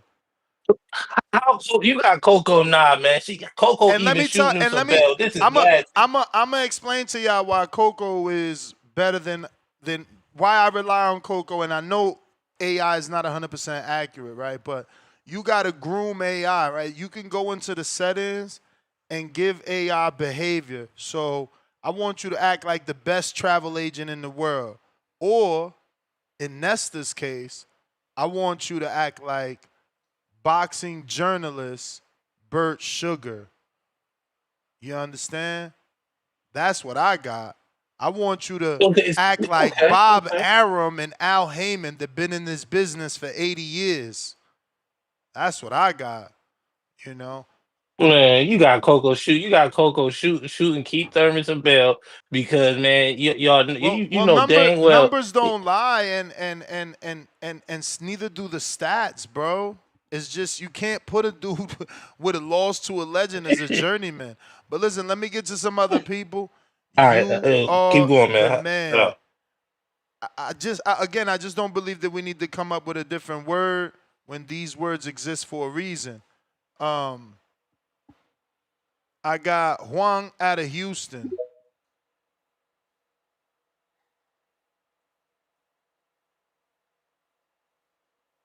Yo. What up? Say, Sebastian Fondora. His nickname is the Towering Inferno. That is. Yeah. You know what? I think they need to change it to the Disco Inferno. Whoa, because of the outfit? Hey, I hear you. I hear you, bro. I hear you. That dude looked like that movie with John Travolta. Yeah, John Travolta called him, was like, man, you stole my suit out of my closet or what? Come on, man. Like, bro. Look, it said Bro, Keith ain't even a gatekeeper. nah, man, Keith. Well, you know what? I don't even want to give me. I heard that y'all talking about journeyman and gatekeeper. He's definitely not journeyman, especially from what I learned from you about this term. But I will say this. I mean, dang, he got one loss to Manny Pacquiao. How we even, you know what I'm saying? How we even saying anything about him being anything other than a former champ? Why are we calling him gatekeeper? Why are we calling him Thurman? Let's just say former champ Keith Thurman. And you know what? In that press conference, he said something that is he ain't lying about. He said, you put my name against anybody, and it's gonna make you want to come watch it. Because you know what Keith Thurman brings. He said, come out, come save your money. And it's funny because when he says save your money so you can come out and watch us in Vegas. That's what we do. We put our bread to the side. All of us ain't millionaires. Some of us got, makes you know what I'm saying, budgeting and everything. I ain't gonna sit here and act like I'm the biggest baller ever. And you know what? He ain't lying about that. You put his name next to him, but you want to see it. I mean, I wasn't expecting him to do Barrios that way. You know, especially he had come off that long layoff when he fought Barrios. Come on, man. I'm excited about this card. October 25th. That ain't that far away, Ness. And then we got Fulton, O'Shaquie Foster as the co-man. Come on, man. I think, man. That's worth your $80? Nah, it ain't worth my $8. You know, I'm a fire stick boy. I've been stealing since I was 4 or 5 years old. You know what I'm saying? I used to go in the corner store and, We streaming Fire Stick Boys back outside. We not respectfully. We not. It's kind of like it's kind of like Nori. Like Nori said, we gonna stick you. I'm sticking you, PBC. Chico, they got Perico. Little do he know, we sticking in for all of his dough. But yo, let me get ready to jump into this kitchen nest. TBV, like and subscribe, baby. For real, for real. We got Mr. Perfect in the building. What up? What up? Shit crazy. You got niggas calling. I don't even fuck with Keith, but I know he ain't no damn journeyman. Niggas even be saying anything. Then you got niggas saying, you want the Earl fight. You want the Burl fight. If Keith would have beat Pacquiao, he would have got the fight. Like, stop it, man. Like, nigga lost, bro. So stop saying that shit, bro. He had a chance to do it. Because once he got his ass whooped by Pacquiao, Pacquiao was about to fight Earl. So just stop it, bro. Then I hear a nigga say, I heard a nigga a couple calls ago, he tried to shit on Fondora resume. And then he say Fondora fought somebody ain't nobody know. You talking about Cordell Booker, nigga? Anybody that listens to this show know him. So you had to not be listening for that long to say some dumb shit like you talking about, oh, then he fought somebody ain't didn't nobody know. Man, if you don't stop it. And that was a voluntary, bro. Anybody get a voluntary, they're gonna fight some weak niggas. So stop it, bro. And he destroyed Erickson Lubin when Lubin was still good. Like y'all niggas is just like, I don't understand what niggas be talking about, bro. Like, and he gonna show you on the 25th why he about to retire. This nigga we gonna have a repass at 1:30 a.m. Eastern for Keith. So y'all can keep doubting Fendora like y'all been doing. Y'all think he's ducking when a nigga say I'm running my own career and I'm gonna drop this belt because y'all not about to run my career. Like certain niggas only do that, bro. So you're not about to force him to do nothing he don't want to do, bro. And he gonna run his career how he wanna run it, and that's how Fendora doing it. You can like it or not, bro. He don't give a fuck what none of y'all say anyway. So yeah, I got Fendora in and keep Thurman career for sure. Then he said, "Oh, Fulton a better boxer now." So, what? Like, come on, man. That's Fulton just had one exciting performance after that. After the loss he had, Osaki been putting up performances, bro. The last 3 fights. I mean, I don't fuck with them niggas because they both ducking Ray. So, but Oshaki has been looking better than Fulton. So whoever say he a better boxer, that nigga sound dumb. Cause I got Fulton beating him either way. Like I don't know what who be wrong with niggas just be talking, bro.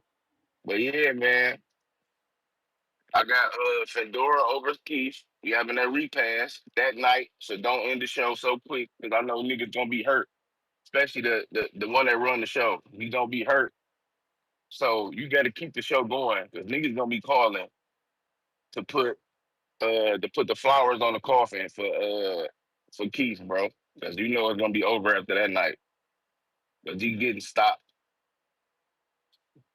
But yeah, man, I ain't have much to say, man. He not a journeyman for sure, because you can't be lose one fight and be a journeyman. Like, what niggas just talking about?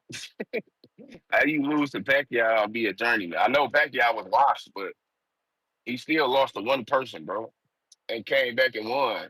So you can't just say he a journeyman. Damn. A journeyman is Luis Collazo never was a champ. I thought he was a WBC champ, bruh. and we'll wait though. Welterweight. Didn't he fight Berto and Ricky Nah, Hatton? hell nah.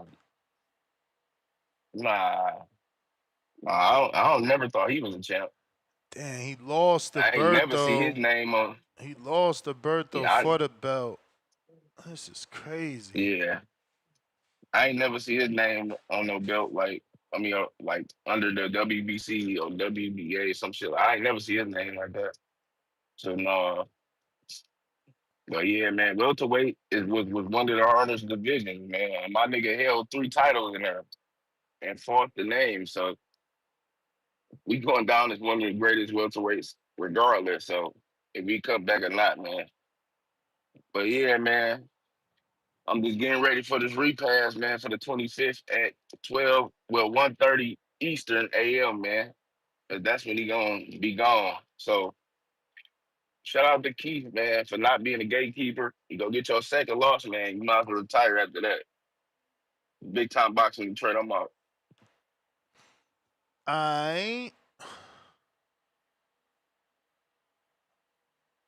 I don't understand, bro. I remember Luis Collazo being in the nightclub with a WBC strap, bro. Yeah, I'm telling you, he had a strap, a WBC strap in a nightclub in New York, bro. Like, what is going on?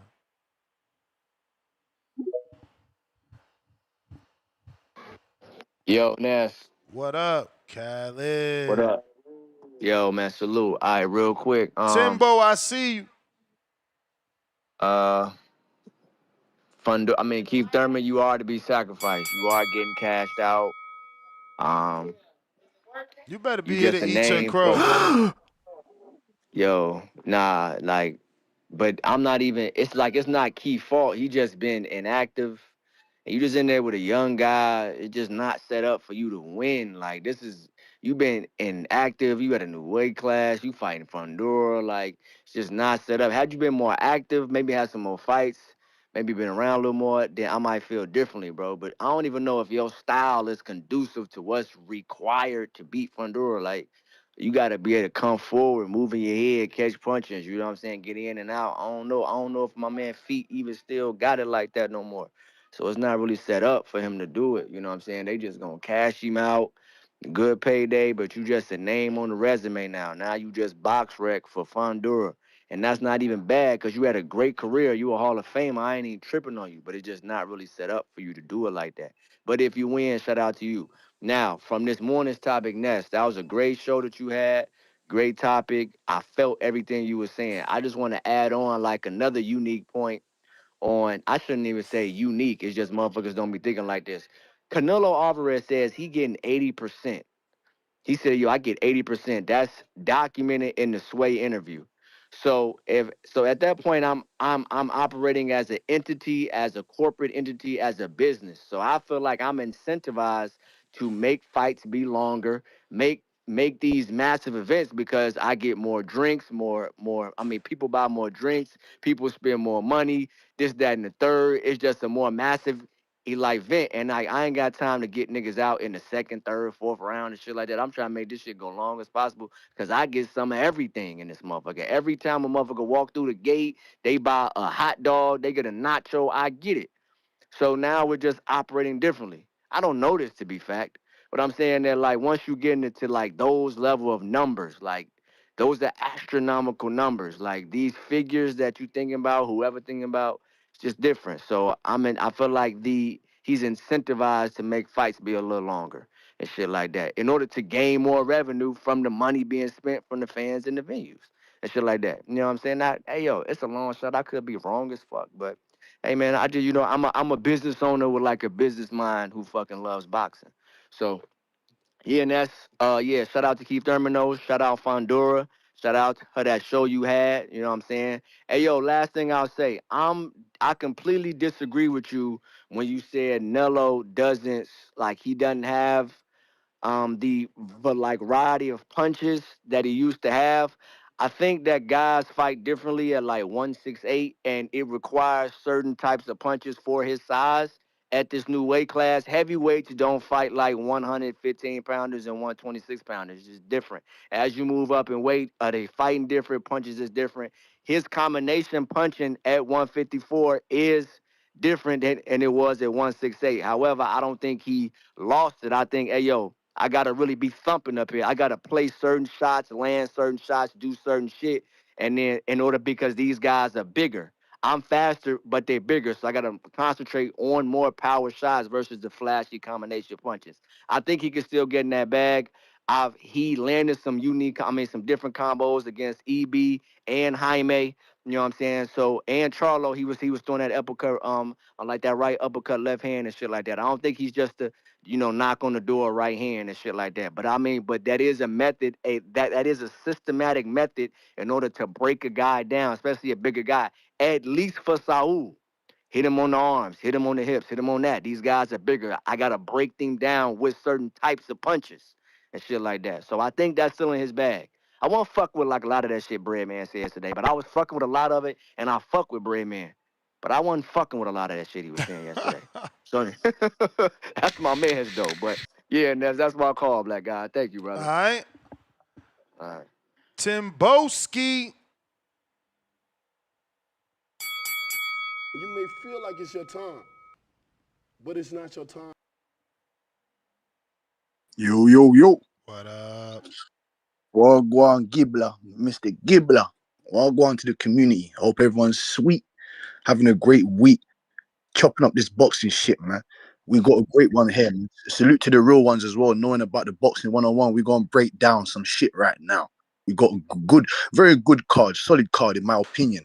I'm excited to see Sugar Shane Mosley. He's having a good tail end of his career. Not when I say good, he had them two mislaps in his career, them two losses. You know what I'm saying? Because I was a fan of his dad.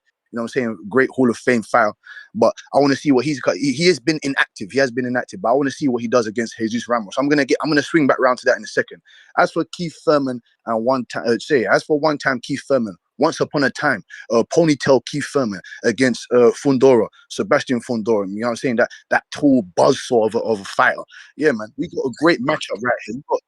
Look, listen, I'm going with Fondora to win by decision. I believe Keith Thurman's good enough to uphold being stopped, even though he has looked a bit suspect in multiple of his bouts of recent. In my opinion, he should have stopped Barrios. He done what he needed to do against Brock Jarvis. Ness, man, why do you put so much dividends on that Collazo win? Collazo was never a champion, never. And that belt that you saw him with, I know exactly. Whoa,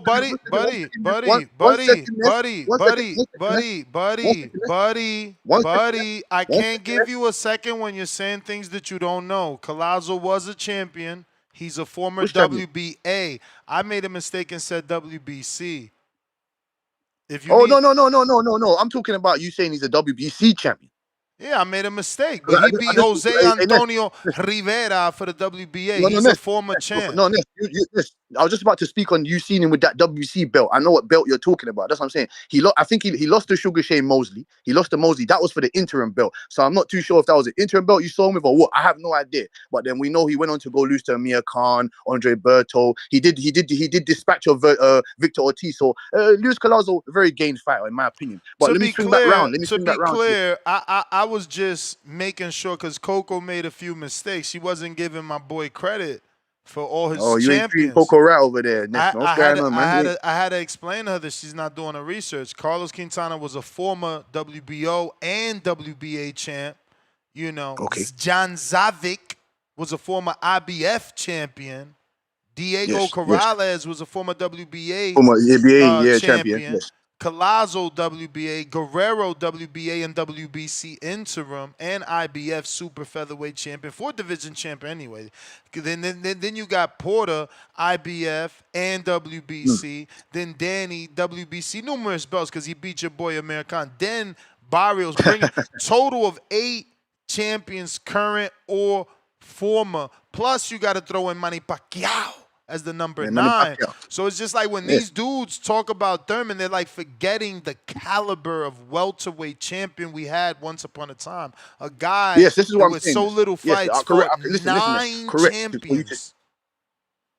Correct for you to say the caliber of champion that you. Correct for you to say the. Sorry if I'm talking up. I can't really. It's going in and out on Discord sometimes. So sorry if I'm impeding your sentence. You're impeding your statement. But I wanted to say that it's true that the caliber of champions that Keith Thurman has been in there with, the caliber of competition, and you can see that he's very, very competitive. In my opinion, if it's anybody to beat Fundora, because Fundora is not unbeatable now. He's not unbeatable. We saw Mendoza time him nicely and put him in a body bag. You understand what I'm saying to you? Like I said, Fundora, back to the breakdown, because I don't know how much time I got left in the ring. Back to the breakdown, Fundora, obviously physical advantages, 6'5.5", 80-inch reach. I don't think Keith Thurman's ever seen that type of material before. It is a mismatch. He's a southpaw. I can't remember the last southpaw Keith Thurman was he fought. I can't remember the last southpaw Keith Thurman fought apart from Pacquiao, and that was what 6-7 years ago. Keith Thurman hasn't been in a title match for over 6 years. Ness. He hasn't been on that level of magnitude of a fight in over 6 years. This is the first time in since 2019 he's had multiple fights in a year, man. Fundora is a southpaw, sharpened jab from range. You know what I'm saying to you? He volume, controls distance very well. He's got very intelligence from the Tim Tszyu fight, from the Cordell Booker fight. He's got very intelligent. You know what I'm saying? His IQ has been advanced. As for Keith Thurman now, we could talk about his beautiful time. He's got better timing than Fundora. I believe once upon a time he was a better athlete than Fundora. I'm not sure about right now. I don't know what his mobility is like now. We saw his mobility. I don't think his feet is as fast as it once was at 147. 154, he's packed on a bit of more weight. I believe the power is still there. That's the last thing to leave an OG in the game, such as Keith Thurman, Crawford, all these other guys. The power is still going to be there. So we'll see what he can do. I think his key to victory for Thurman would be working smart on the inside, pre-slips, multiple other things that he could do in it, survive the early storms of Fundora, because I know Fundora, he's like a buzzsaw in my opinion. He's calmed down right now because of the way he's been able to use that probing jab, you know what I'm saying, to break down his opponents very well from distance. But ring generalship and timing should be Keith Thurman's keys to victory. As for Fundora, size, like I said, activity, momentum as well. The pressure that he does with these guys is very incredible at that weight division. So like I said, it's a very, very interesting bout. Very interesting bout. I want to see how Keith Thurman, because he's a very game guy as well. Very strategic, likes to put his plans down correctly. And as for Fundora, his dad, Gabriella, they're very strategic as well. Very know how to maneuver inside that ring when it comes to their son understanding instructions. But like I said, man, and as for O'Shaki Foster and Stephen Fulton, that's a 50-50 fight right there. 50-50 fight. Two quality boxers.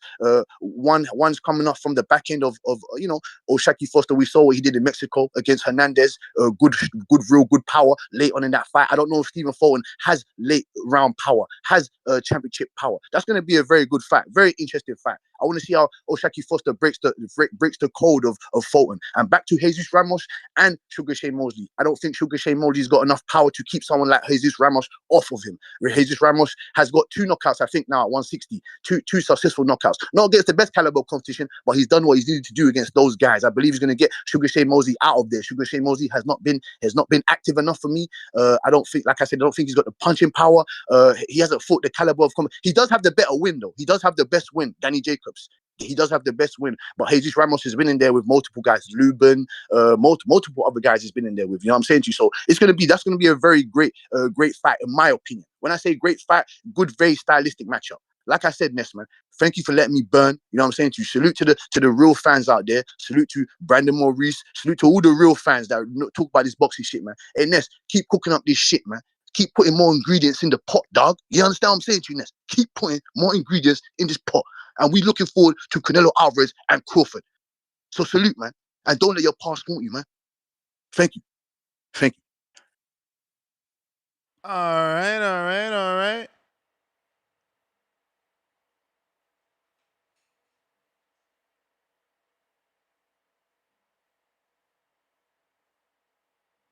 All right. Phone lines are open if you're trying to call in. AC, what up? Discord available. X Spaces also available. Yo, you can hear me? Loud and clear. Yeah, man. Shout out to y'all on this good Wednesday night. So something start off by saying, man, I'm not really interested in fight too heavy, man. I like Fondora, man, but I don't really like how he been moving recently, man. The shit with Zayas, bro, the rehydration shit and dropping the belt, man, that's corny as hell. And then fighting an old washed up Keith Thurman. I'm not really with that. I mean, from a business perspective, I can't necessarily hate on it because I mean, Manny Pacquiao Undercard, that's a big ass event and shit like that. And then Keith Thurman, bro, the pay per view. I feel them. They trying to make that man like an A side and shit like that. But from a boxing perspective, I don't really like it, man. But yeah, man, some of y'all tripping, bro. That's man Keith Thurman is finna get his ass kicked, bro. What in the hell's wrong with y'all, bro? This man was struggling with dudes like Josecito Lopez in his prime, and y'all think a washed up Keith is finna beat Sebastian Fondora? You crazy. Crazy as hell, man. Struggling because Lopez got 1 round, bro. Y'all fans be that so was a majority extra. That was a majority decision. Correct me if I'm wrong, right? I don't know, bro. I watched the fight. I'm pretty sure Josecito Lopez got lucky in the 7th round. Come on, man. All right, man. Check the scores, bro. That was a majority decision, man. Y'all be acting like Keith be whitewashing these Let me dudes. ask That's you not something, the man. reality. Are you asking me to check scores and shit like that because all you did was check box rec, or did you watch the fight? I watched a little bit of the fight. I mean, I wasn't too interested. A little bit. I knew something was up. I knew something was up with you bringing up Josecito Lopez. I know Keith be getting hit with them body shots, man. He start goddamn ducking and hiding and shit around, bro. That man be struggling with folks, That's man. okay, but he don't go down though. He didn't take Bro, no but knee. he's He didn't finna take get no his knee. ass whooped, He bro. didn't take no knee. He didn't take no knee like Danny Garcia. He don't get dropped like Sean Porter or Earl Spence. See, bro, he's not fought nobody like no Irislan Laura or Bud Crawford, man. What we talking about? Bruh, Hey, get out now of here, he bro. is. Get out of here. Now he is. Now he If is. this man finna get beat up, man, he finna get a You retirement bumped your check. I ain't head. mad at it, but that man finna get beat down, bro. That man Keith finna get beat Bruh, up, bro. y'all about I to like see. the Y'all Osaki. about to see boxing skill. This is what the game's been missing. Boxing skill. Wait till y'all see this man. I'd be shocked, bro. I ain't gonna lie to you. I'd be shocked, bro. But I do like the Oshaki fight, man. The Fulton Oshaki fight. I don't really know who I'm leaning towards right now, bro. I might lean towards Shock just because weight classes, man, and he been in some he been tested recently. You know what I mean? I like the 2 Conceição fights and shit like that. So I feel like that's a good matchup, man. Jesus Ramos, I didn't know he was moving up to 160, but shit, I'll be curious to see the winner slide in with that mandatory, man. Get that boy Adamas a new fight, but yeah, man, that boy Keith finna get beat up, bro. That's I don't know why y'all think any otherwise, bro. That man finna get washed, but It is what it is, man. And salute to y'all, bro. All right. Yeah, man. You gonna put some respect on that man, and don't worry. Don't worry. Last call for callers. Last call for them callers. If you're trying to call in, now is the time. If you're on Discord or X Spaces, YouTube, share the show. That's going to help grow, get us some new callers. And we got Counterpunch for Timboski, Casual Jerry. Timboski, if you actually got some more to say, oh, he's back. Bounty, sir, Bounty, my Nigerian brother Jerry, you know, Bounty, salute to that real boxing fan right there, you know. So like I said, Ness, man, you know I love talking about this boxing, Ness, man. I want to break a couple things down with you, man. Obviously, it sounds like you got Keith Thurman winning this fight, right? If I'm correct. I mean, I'm riding with my guy, man. This is what being a real fan looks like. Of course. No, it's cool, man. I understand. It's not even that much of an outlook to pick Keith Thurman. Like I said, he's got the better IQ. He understands. Like I said, he's a very tactical guy, very strategic in there. We've seen the man get hurt to the body. Fondora is very good on the inside, and he got leverage at the end of his right hooks, left hooks, his 3-2 switching up to. Like I said, he's got a dysfunctional inside game for his size. You know what I'm saying? But it works for him. But I want to know how Keith, like you said, footwork, IQ, skill, the speed of the punches. Like I said, I believe that Keith Thurman has faster hands than Fondora. I believe he's got better hand-eye coordination than Fondora. It's just I want to know if Keith's gonna be. Is he gonna want to be a fireman on that night of the fight? Because he's gonna have to be a fireman. Because you do not fight. Like look what Cordell Booker tried to do in this. He tried to fight the man on the outside. It doesn't make any sense. So I don't see, and obviously Cordell Booker is not a former unified champion Keith Thurman, but Cordell Booker is still the same, you know, size, the same. He has the same type of like tendencies as a Keith Thurman does. Nowhere near the level, like I said, but Keith Thurman, I would love him to use his IQ in there because it can get done. I believe Keith Thurman has a better style. He's got way better IQ. I just don't think he's as durable as a Mendoza. I don't think he's as durable. But we're gonna have to see. Fundora, people say he's an accidental champion. You know what I'm saying to you? I said that this man's gonna become unified champion years ago because this guy's got the physical intangibles of a bear wolf at the division. I would like to see him against Barau.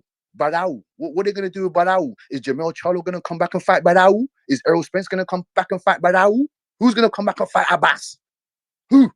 But like I said, we're looking forward to seeing this card. PBC look like they've done a good job with this. You know what I'm saying? With the first three fights on this card, maybe they're gonna, you know, put Jesus Ramos in a place where he can fight a Zanabek or he can fight a Lara. You know what I'm saying to you? I'm just asking this: who do you have winning that fight, Lara or Jesus Ramos?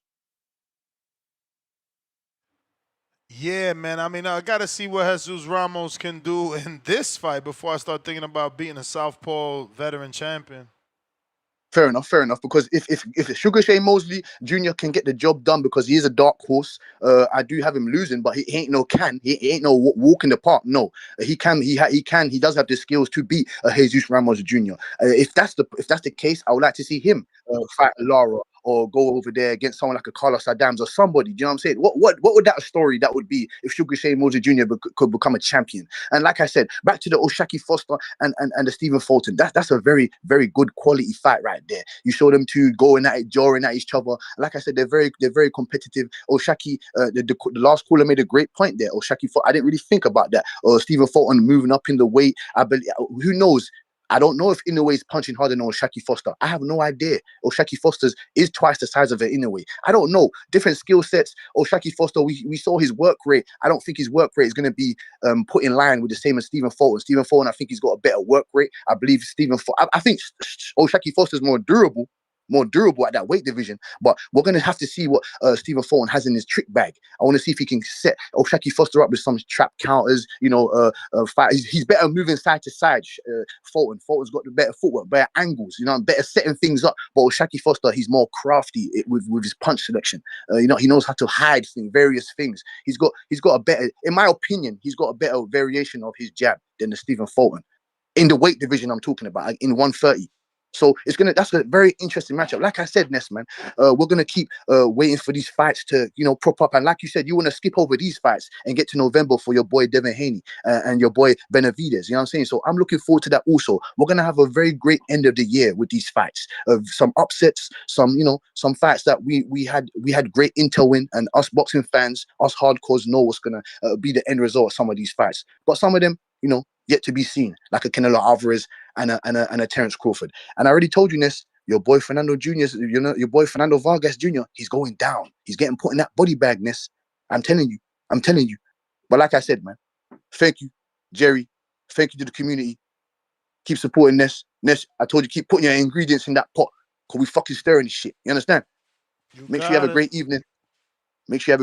Salute to you and your family. Hope everyone has a great evening also. Don't do anything I wouldn't do. And don't get yourself, knocked off your square. Thank you, Ness, man. And salute to everybody, like I said. All right. We got Mike. What it do?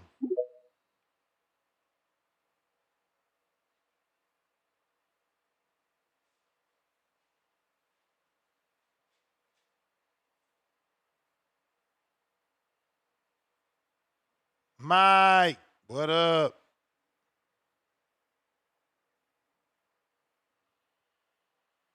This might be Mike's second time in a row not getting on. Boxing Patron. What's up, Ned? Sound good? Perfect. Hey, can you All hear me? right, man. Yeah. Well, Mike, we did Does hear Thurman you, act? but you took too long. What up, Boxing Patron? We'll be right back Okay. to you, though. All right. Okay. You know what, man? Sacrifice? Hell no, this ain't no sacrifice. Thurman got a great chance, man. Thurman was always the man, dude. It's crazy because he was a forgotten man. I know he disappeared for a little bit, the Pacquiao fight, you know what I mean? But he did it, man. Spence got famous off picking up his damn leftovers, and Thurman beat them all at a better time. So better time in their career, better wins. I mean, yeah, Thurman got a great chance, man. He ain't gonna be sitting a sitting statue like Zoo was, when he fought Fondora. You know what I mean? This man got smarts in there. You know what I mean? He's bringing a high IQ. So yeah, he's got a damn good chance, man. I hope he does pull it out. You know what I mean? It'll make things even more interesting if he wins. You know what I mean? Fuck it, when he wins. How about that? You know what I mean? Good. But this dude, I mean, his size is the greatest advantage. Thurman will come in there with a great plan, man, and watch. He'll do it, man. He'll do it. You know what I mean? He's got that magic left in him. But he's the forgotten man, dude. And you know what I'm saying? It's messed up, dude, because he would have had a hell of a career going, man, until that Pacquiao fight, which he even came back in, man. You know what I mean? From that knockdown. You know what I mean? And did a great damn job second half of the fight. For that damn knockdown, man, he should have won that fight. But yeah, he no sacrifice, man. Watch. He'll show everybody. He'll show everybody. But that's my call. All right, next. Thanks. All right. Mike, you can unmute. Hey, can you guys hear me? Perfect. Hey, I like this fight. I like Keith Thurman versus Fundora. I'm a Thurman fan. I used to when we complain about Thurman, a lot of us complain about Thurman because we always wanted him to fight, and we would get mad when we would hear that he hurt something or he got injured doing this and that. But honestly, Thurman's a badass fighter. He only has a one loss against Pacquiao, and I think he has a good chance of beating Fundora. I think, and I like listening to Thurman break down the fights. Keith Thurman is really good.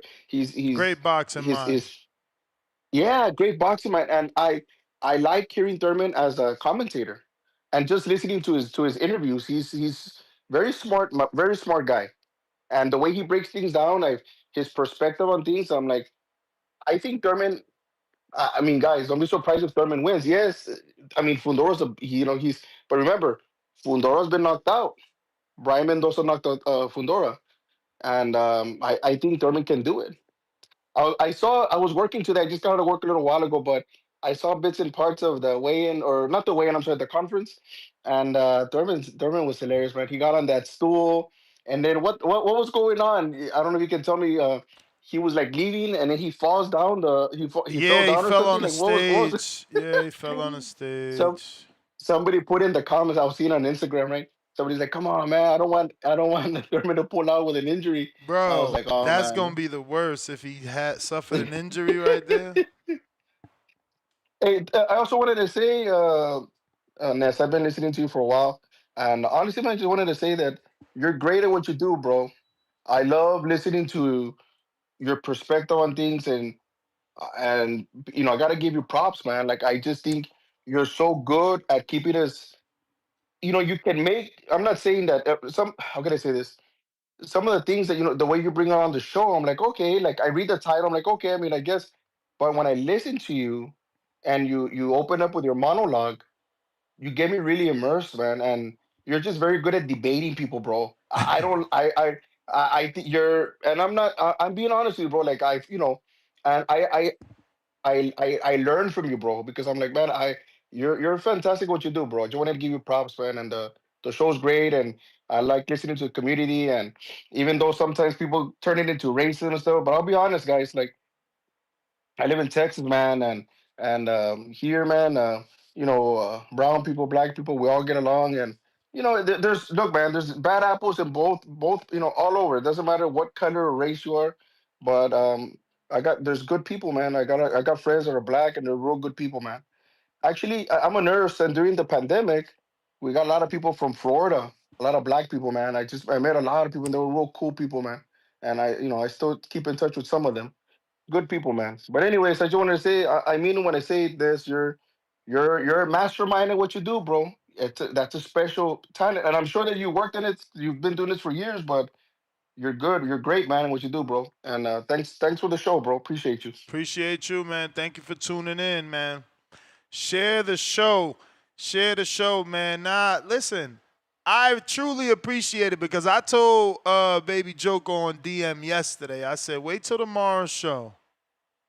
It's gonna be crazy. And tomorrow obviously was today, and today's crazy show was obviously the morning show. Because there is a double standard, and that was a phenomenal job of showing you the double standard. That was a great show, great debate.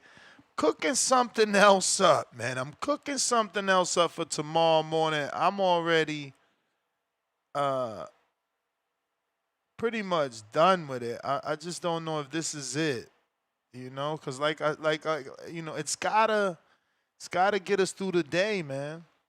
It's gotta get us through the day. But it is last call for callers. If you're trying to call in, now is the time. We got It's Rock Lee, $2. Tim Boski kind of talk how Nicki Minaj rap. Whoa. Just Dre, $2. Rest in peace, Stream East. Yeah, man, we shared that news this morning.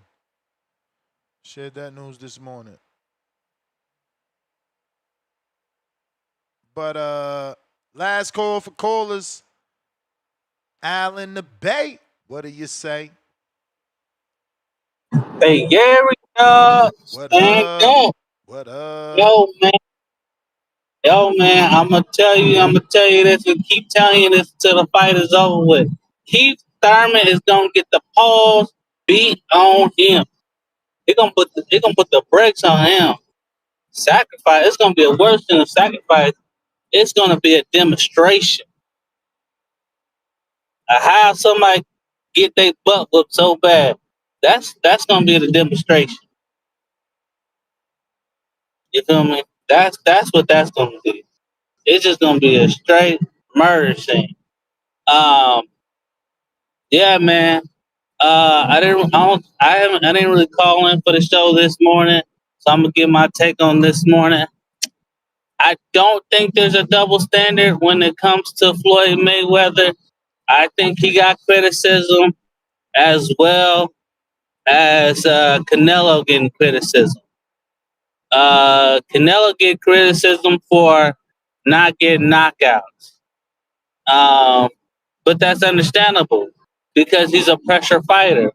You know, if all you do is pressure, and you're supposed to be the one of the greats, and you can't stop somebody, and that's all you do is pressure somebody. You feel me? That's a problem.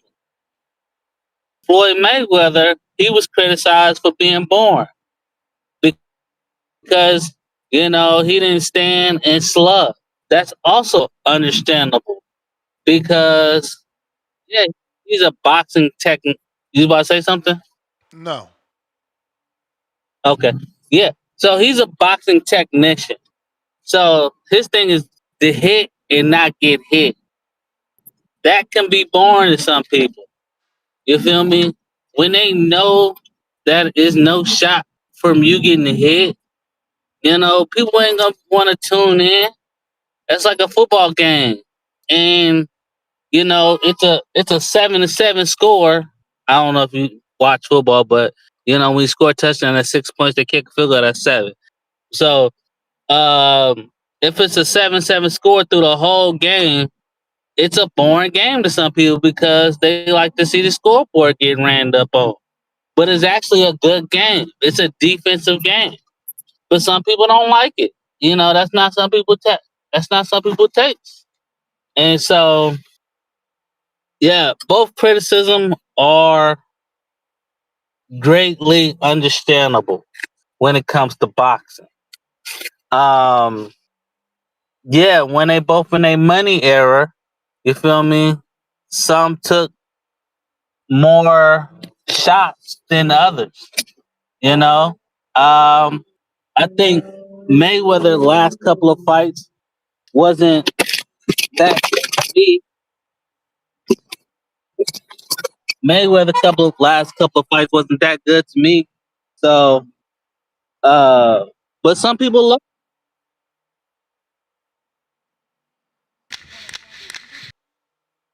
And yeah, man, that's just the way I looked at it, and that's my call. All right. You may feel like it's your time, but it's not your time. Charles, what up? Yo, Ness, can you hear me, man? Perfect. Goddamn Al from the Bay. That's a funny motherfucker. Yay, area, you feel me? Hey, but on to the topic, man. Al be killing me, Ness, man. On to the topic, though, and I just joined in late. Thanks for taking my call, Ness. Man, I don't want to write off one time, man. I think one time got a shot, man. People gonna think I'm crazy. But if Keith still has any of those good legs he used to have, man, I don't think it's gonna be a walk in the park, man. I do see it being a long shot, but I do think if Keith still got the good legs and the good feet, oh man, I don't think it's gonna be as easy as people think it is, man. I do see a universe where he could give Fundora some problems. Um, But of course, Fondora is going to be favored. Hey, Ness, let me ask you this on this topic, and I don't know about it. Again, I joined late. Um, did did you have any callers that said that they didn't think Keith deserved the title shot? Nah, we ain't hear that. Just, the So every negative calls was more about the age and, okay, the okay, PBC way. okay. Because I was going to say to that, um, other than Pacquiao, I do think Keith. I'm not gonna say he deserved it, but I just don't think PBC ever gave him back. People got to remember, Keith was one of the first champions. I think when PBC when they were they on Fox or Showtime, but Keith was one of the first showcase, man. So I'm happy for Keith. I feel like he got shelved. I know he had injuries. Um, I know there was a fight that he was supposed to have. Maybe it was a Tim Tszyu fight where he got hurt. But I'm happy for Keith, man. I think this is an opportunity for Keith. Um, People got to remember about one time, man. He only lost one time, and that was to a great champion, which is the great Manny Pacquiao. So, Ness, I think he got a shot, man. I do live in a world where I think he can actually win this fight. Now, it is a long shot, but let me say this, man. People, I don't know why I think people think Keith is corny, but man, Keith is a hell of a boxer, man. And I do think he has a shot. I think Fondora is. I've never been a Fondora person, but he has been fighting on the outside, which is to his advantage lately. So he has been doing damage. The Tim Tszyu fight. So I got to give Fondora his credit, but he's not unbeatable, Ness. He's not unbeatable, and I can see a skilled fighter like Keith, even though the age is in question. Don't be surprised if it's an upset, Ness. Do you think Keith has a shot? I mean, I'm rolling with my boy, man. This is what being a fan looks like.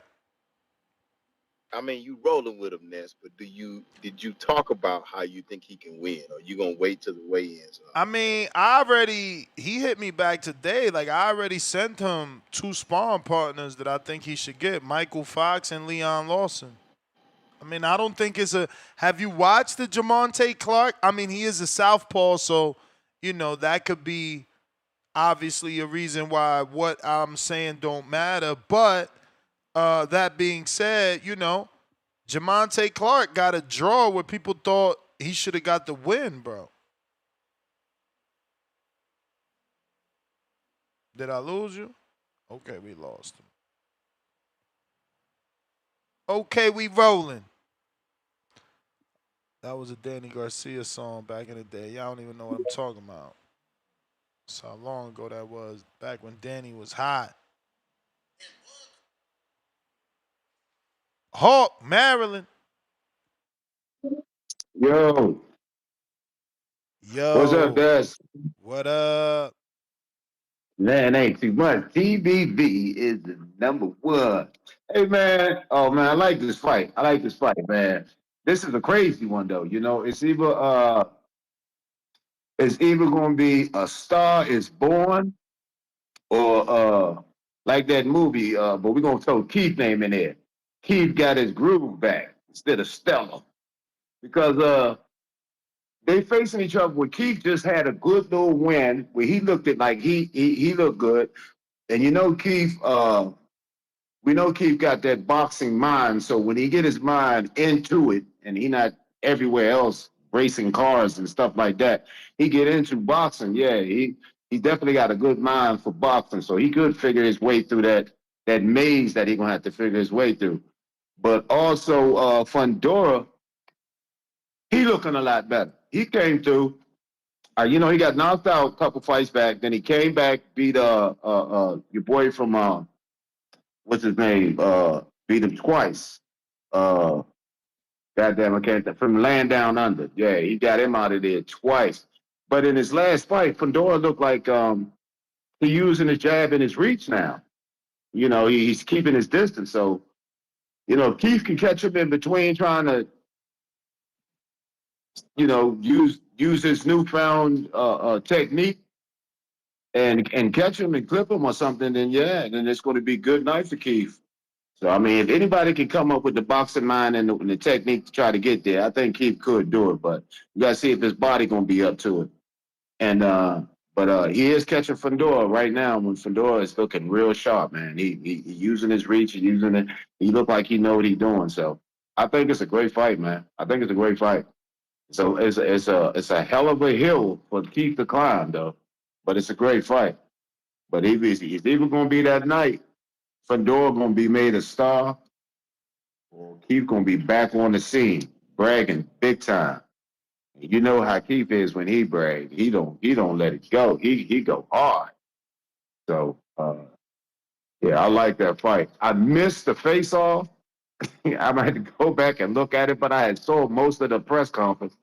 But for some reason, I don't know how it turned off. I missed the face off. I would have liked to see them two in front of each other. I might have to go back and check that out. But what you looking like? How you think everything gonna go? With Keith? Yeah, the fight. Yeah, man. I mean, it's way too early. Like one of the callers said, we got to see can he make it all the way there without it getting injured. I think that was Alex. I'm hoping that's the case. The body we got to see who he brings in the camp too for the preparation. That's important. Right. Yeah, you had a train Who on you there gonna saying, use? Who you gonna use? You had a trainer come on and say that most people use Fox when they're going up against them, Fundora. So, yeah. It's somebody out there for him. But man, it's a good fight, man. I like it. I like it. I just think Fundora is coming into his own. He picked a dangerous time to mess with that 6'6" or whatever, however tall he is. But yeah, TBV #1. But if anybody can do it, my man, one time Mike can do it. Peace, champ. Peace. Let's see here. Try last, Philly. What up?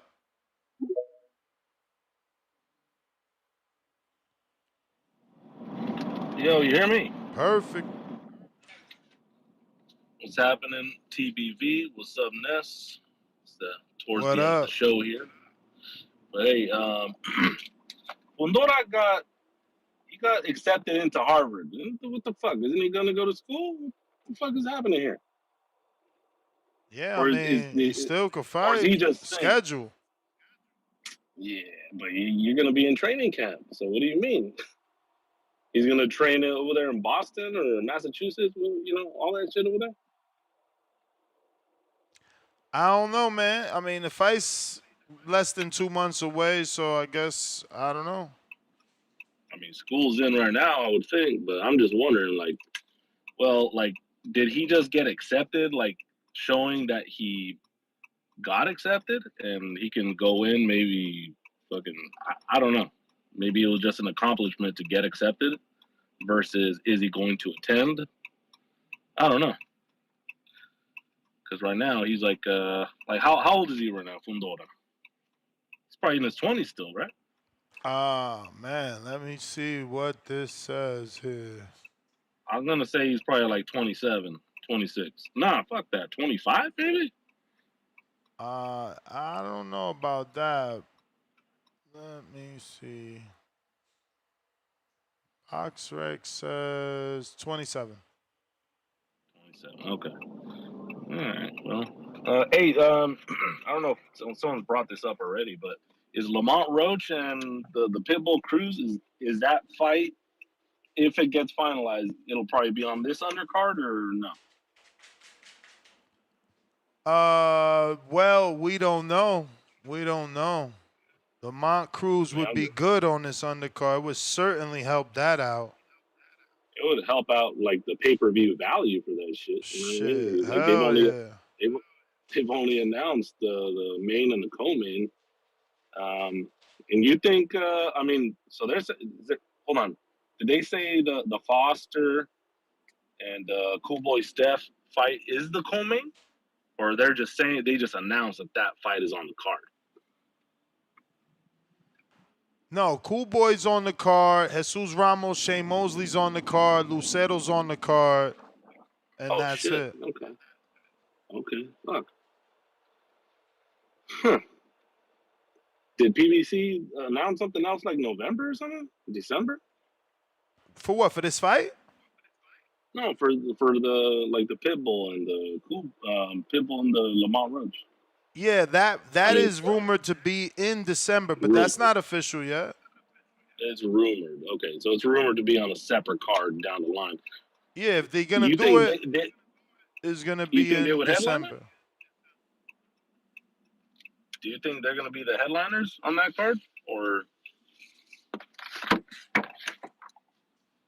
I mean, I don't know, bro. It could be. I mean, who else does PBC have, star power wise, you know, or big fight worthy to like go above that on their roster that's available? Benavidez is tied up. Frank Martin,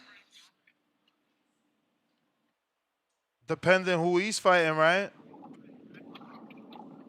Yeah, but you know, PBC just likes to keep everybody in house. So, like, who's available for Frank Martin? Bro, I don't even be thinking about those dudes, bro. You know, I'm just they saying, not like, fighting. You know what I'm saying? So yeah, out of sight, out of mind. yeah. Frank Martin's been out for a fucking while, man. Shit. De Los Santos too. De Los Santos going on 700 days. These dudes, they don't even. I don't know, bro. Shit, weird.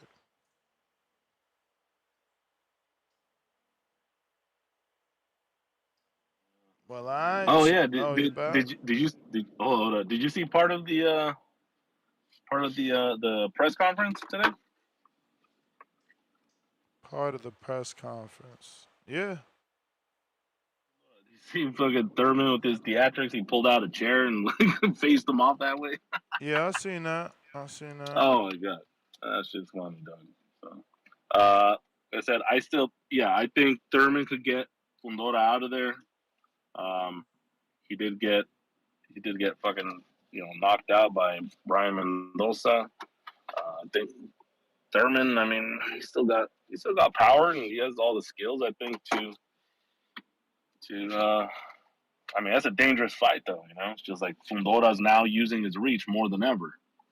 So that's just what because before he was just fighting on the inside, and it's like, why are you doing that when you could like keep people at bay? And now he's really learning that shit and utilizing that. So, all right. Well, to the Say what? until the next one. All right, champ. If you're watching this on YouTube, free to hit that thumbs up. And if you're trying to call in, now is the time.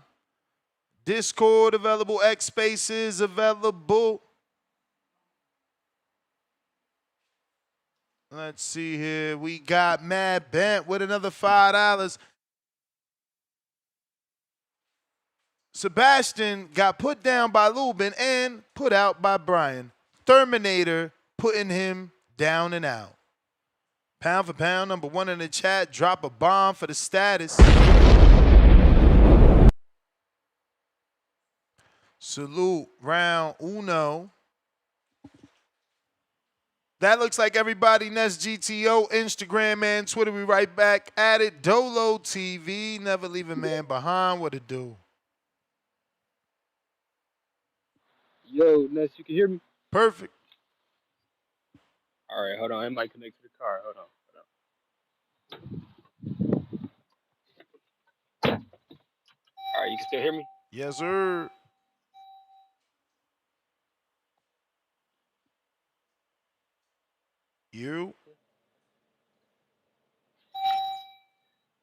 You can hear me?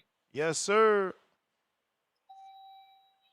I said I was wondering if my opponent was still there. Is he still fighting? yeah. He ain't seen no footage or nothing yet? Nah, nothing new, not yet. Remember, he called in, I think, on that Saturday show. Oh, damn. I might have missed it. Yeah. I might have missed it. I ain't seen no footage or nothing, though. Yeah, I ain't seen no footage or nothing. But I just got my boxing book, like the real book. Sent that shit in Nice. today. That's what's up, man. So shit, I'm just ready. I'm just ready to work now. It's going down. Yeah, but with this on the Fundora, Fundora Thurman, I feel like it's gonna be a tough task, but shit, I feel like 2 men get in that ring, anything possible. And Thurman, he talented as fuck. I actually think I'm gonna study him. I like his way. I like his boxing style.